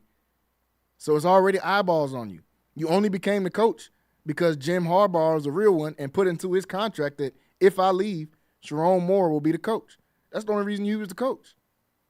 You was crying on there talking about that's my quarterback, that's my coach, all this kind of stuff, and now you get caught door dashing Plan Bs to the facility. Like, bro, you just was not thinking at all. Like, you was not thinking at all, bro. You door dashed a Plan B to the facility. To like, I can't go in the store and go get this. They'll see me. So I know what I'll do. I'm going to door dash it to the gym. You door dash the Plan. Like, come on, dog. Come on, bro. Fun fact though, in Ann Arbor on their campus, there's a CVS and a Walgreens on the campus. So this makes it even worse. You could have just stopped at the CVS or Walgreens.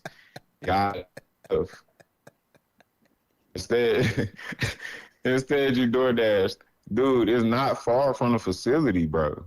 It's on the campus. They literally have a CVS and Walgreens on their campus. If you're trying not to get caught at work, I don't think you should DoorDash the materials for you to get caught to the place where you work. You ain't even DoorDash it to the house. I know your wife is at the house, so you're like, I ain't gonna DoorDash it there. I got to think bigger than this. But clearly, critical thinking skills was not on the highest level for you. First off, you just blew up $8 million because you getting fired with cause now. So you don't even get fired with all this money that we seeing coaches get fired for now. You get none of it. Then you try to go to the girl's house and say, you know what? Since you ruined this, I'm not gonna beat you up. I'm gonna kill myself here in front of you. With a butter knife. He had a butter knife in his hand. Hey man, Sharon Moore, bro.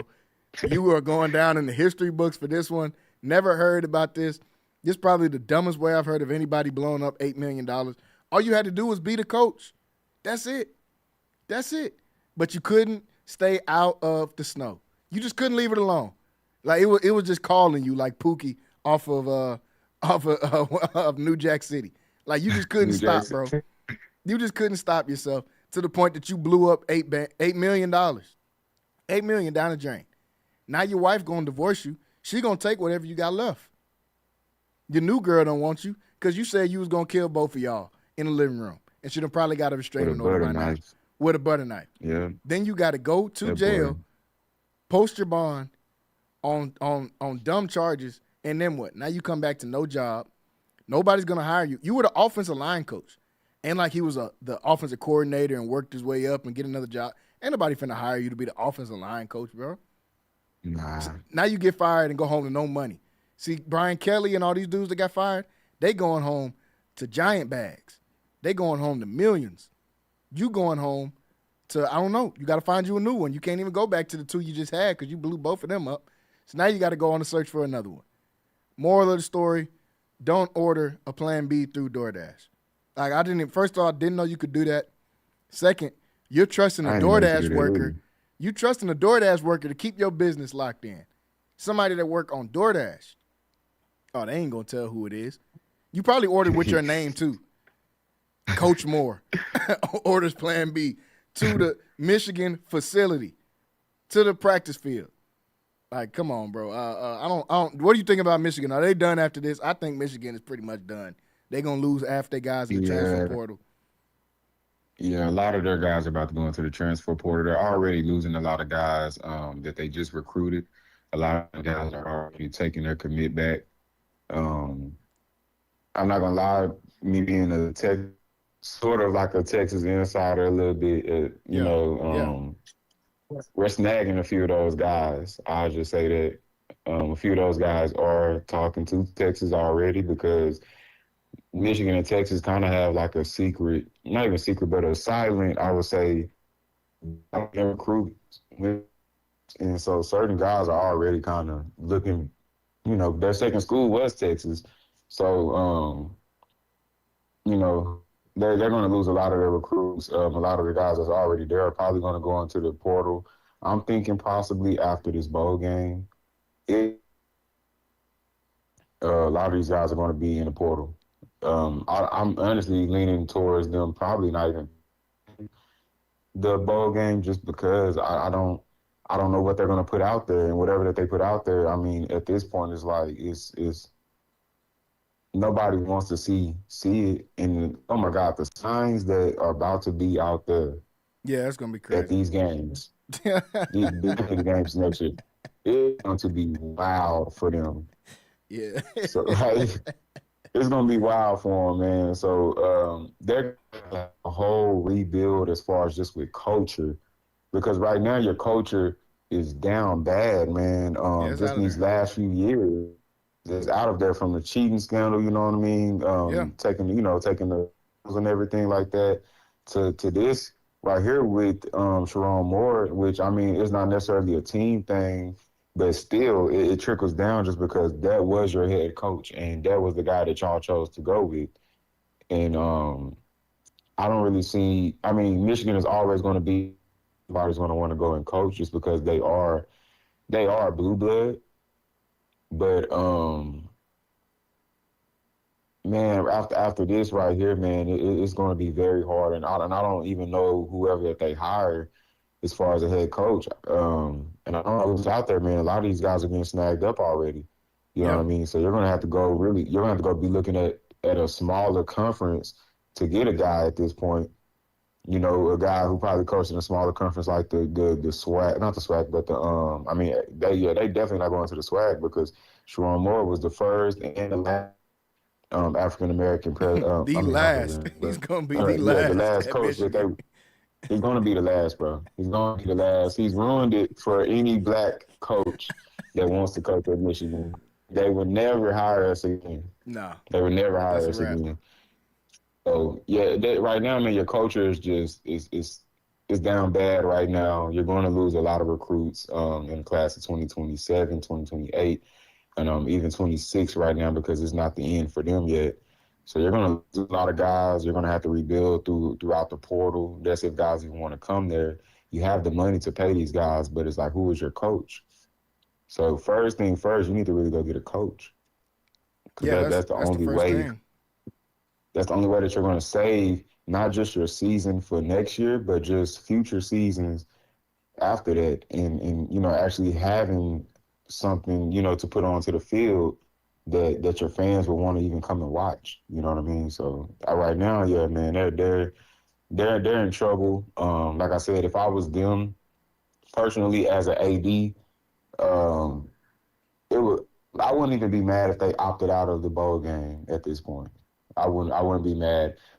A lot of things to worry about other than playing in a bowl game against Texas. Yeah, a lot of things to worry about other than that, because you got to find it. As you said, ain't nobody left. Matt Campbell would have been a good hire. He already went to Penn State. Lane Kiffin would have been a good hire. He'd have went there. Everybody keeps pointing at Kalen DeBoer. I'm like, why would Kalen DeBoer ever leave Alabama? That'll make – if he gets fired, that's one thing. But what job are you going to leave that's going to be bigger and better than Alabama? Like, that doesn't even make sense. I don't know why they keep linking Kalen DeBoer everywhere. But Florida still needs a coach. Yeah. Auburn still needs – I mean, all these places still need a coach. And Michigan adding to that list just makes it worse. I've seen some people saying Brian Kelly. Let's just let Brian Kelly be retired, man. Like, I don't think anybody – he's not a culture builder. You don't bring him in when your school is in shambles like this. So Michigan got a lot of work ahead of them. Number one thing on the list is trying to keep Bryce Underwood there, because if he transfer, I think that's when the wheels are going to fall off, and you're going to see a lot of these guys transferring. To Freaky Rome, man, I don't know. I think he's done coaching. I don't see him getting a job anywhere else. Like, I don't see anybody else hiring. Yeah, no one's gonna pick him up ever again No. to coach. Not a position coach. No. Really He was not. never going to be a head coach He's nowhere. Like, he only did that yeah. because he was homies with He's Jim Harbaugh. yeah. He's tarnished his whole entire career. Um, I feel bad for him, man. I don't feel bad for him. No, I A don't. lot. I feel bad. Yeah, because I feel bad more for just his family because this is Oh, very yeah, for sure. embarrassing. It is. You know what I'm saying? It's very embarrassing. So it's not towards him, it's really just towards the family because this is embarrassing and people are going to continue to talk about this throughout the entire off season leading up to next year just because he's forever going to be linked to Michigan and he is going to be the downfall for this Michigan program in the next season, next few years because they are going to have some down years where it's not going to be as good. They weren't even just that good this year, but they still were good enough to win like nine games. Yeah. So the fact that that's going to drop now, he's going to forever be linked to Michigan because there's going to be a drop off to this program. And I'm just going to be honest, if they quarterback goes into if Bryce Underwood goes into the portal, he's going to be going to LSU.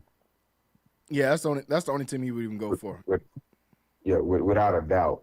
So to lose your quarterback in that manner after flipping him last year in his commitment and just losing him a year later like that is going to be a terrible look, and they're going to have a hard time shaking back from this. Yeah, they ain't had no good quarterback since Denard Robinson in 2012 or whatever. Like, it's already hard enough for Michigan to get good quarterbacks. So to get generational talent, at least what they consider him, in Bryce Underwood, then and to lose him like that, man, I'm thinking it'll be tough and probably a program killer for the next couple of years. So Sharon Moore out at Michigan, probably won't be coaching. I think it might be some spots open down here at the Brazos Gators, man. You could come down here and coach some 6U, coach some 7U, some 8U. But as far as coaching college football, that's over with, man. The college football playoffs starting this weekend. I cannot wait to be able to watch that, folks. We're out of time here today on Centex Primetime. We'll be back tomorrow. We'll talk some more about the transfer portal, talk about these games coming up. If Rocky's on here with us, we'll talk some HBCU ball, man, as PV dropped the ball at the last minute.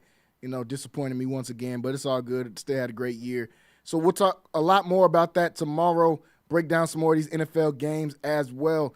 Want to thank everybody for tuning in here. MCC postgame. It turned into Centex Primetime. Appreciate you guys that did stay on the stream with us and watched with us from the game earlier. MCC got a win over Paris Junior College. We'll see you guys tomorrow. Everybody have a great evening. Happy holidays to everybody out there as well. We'll be back here tomorrow. We'll see you guys then.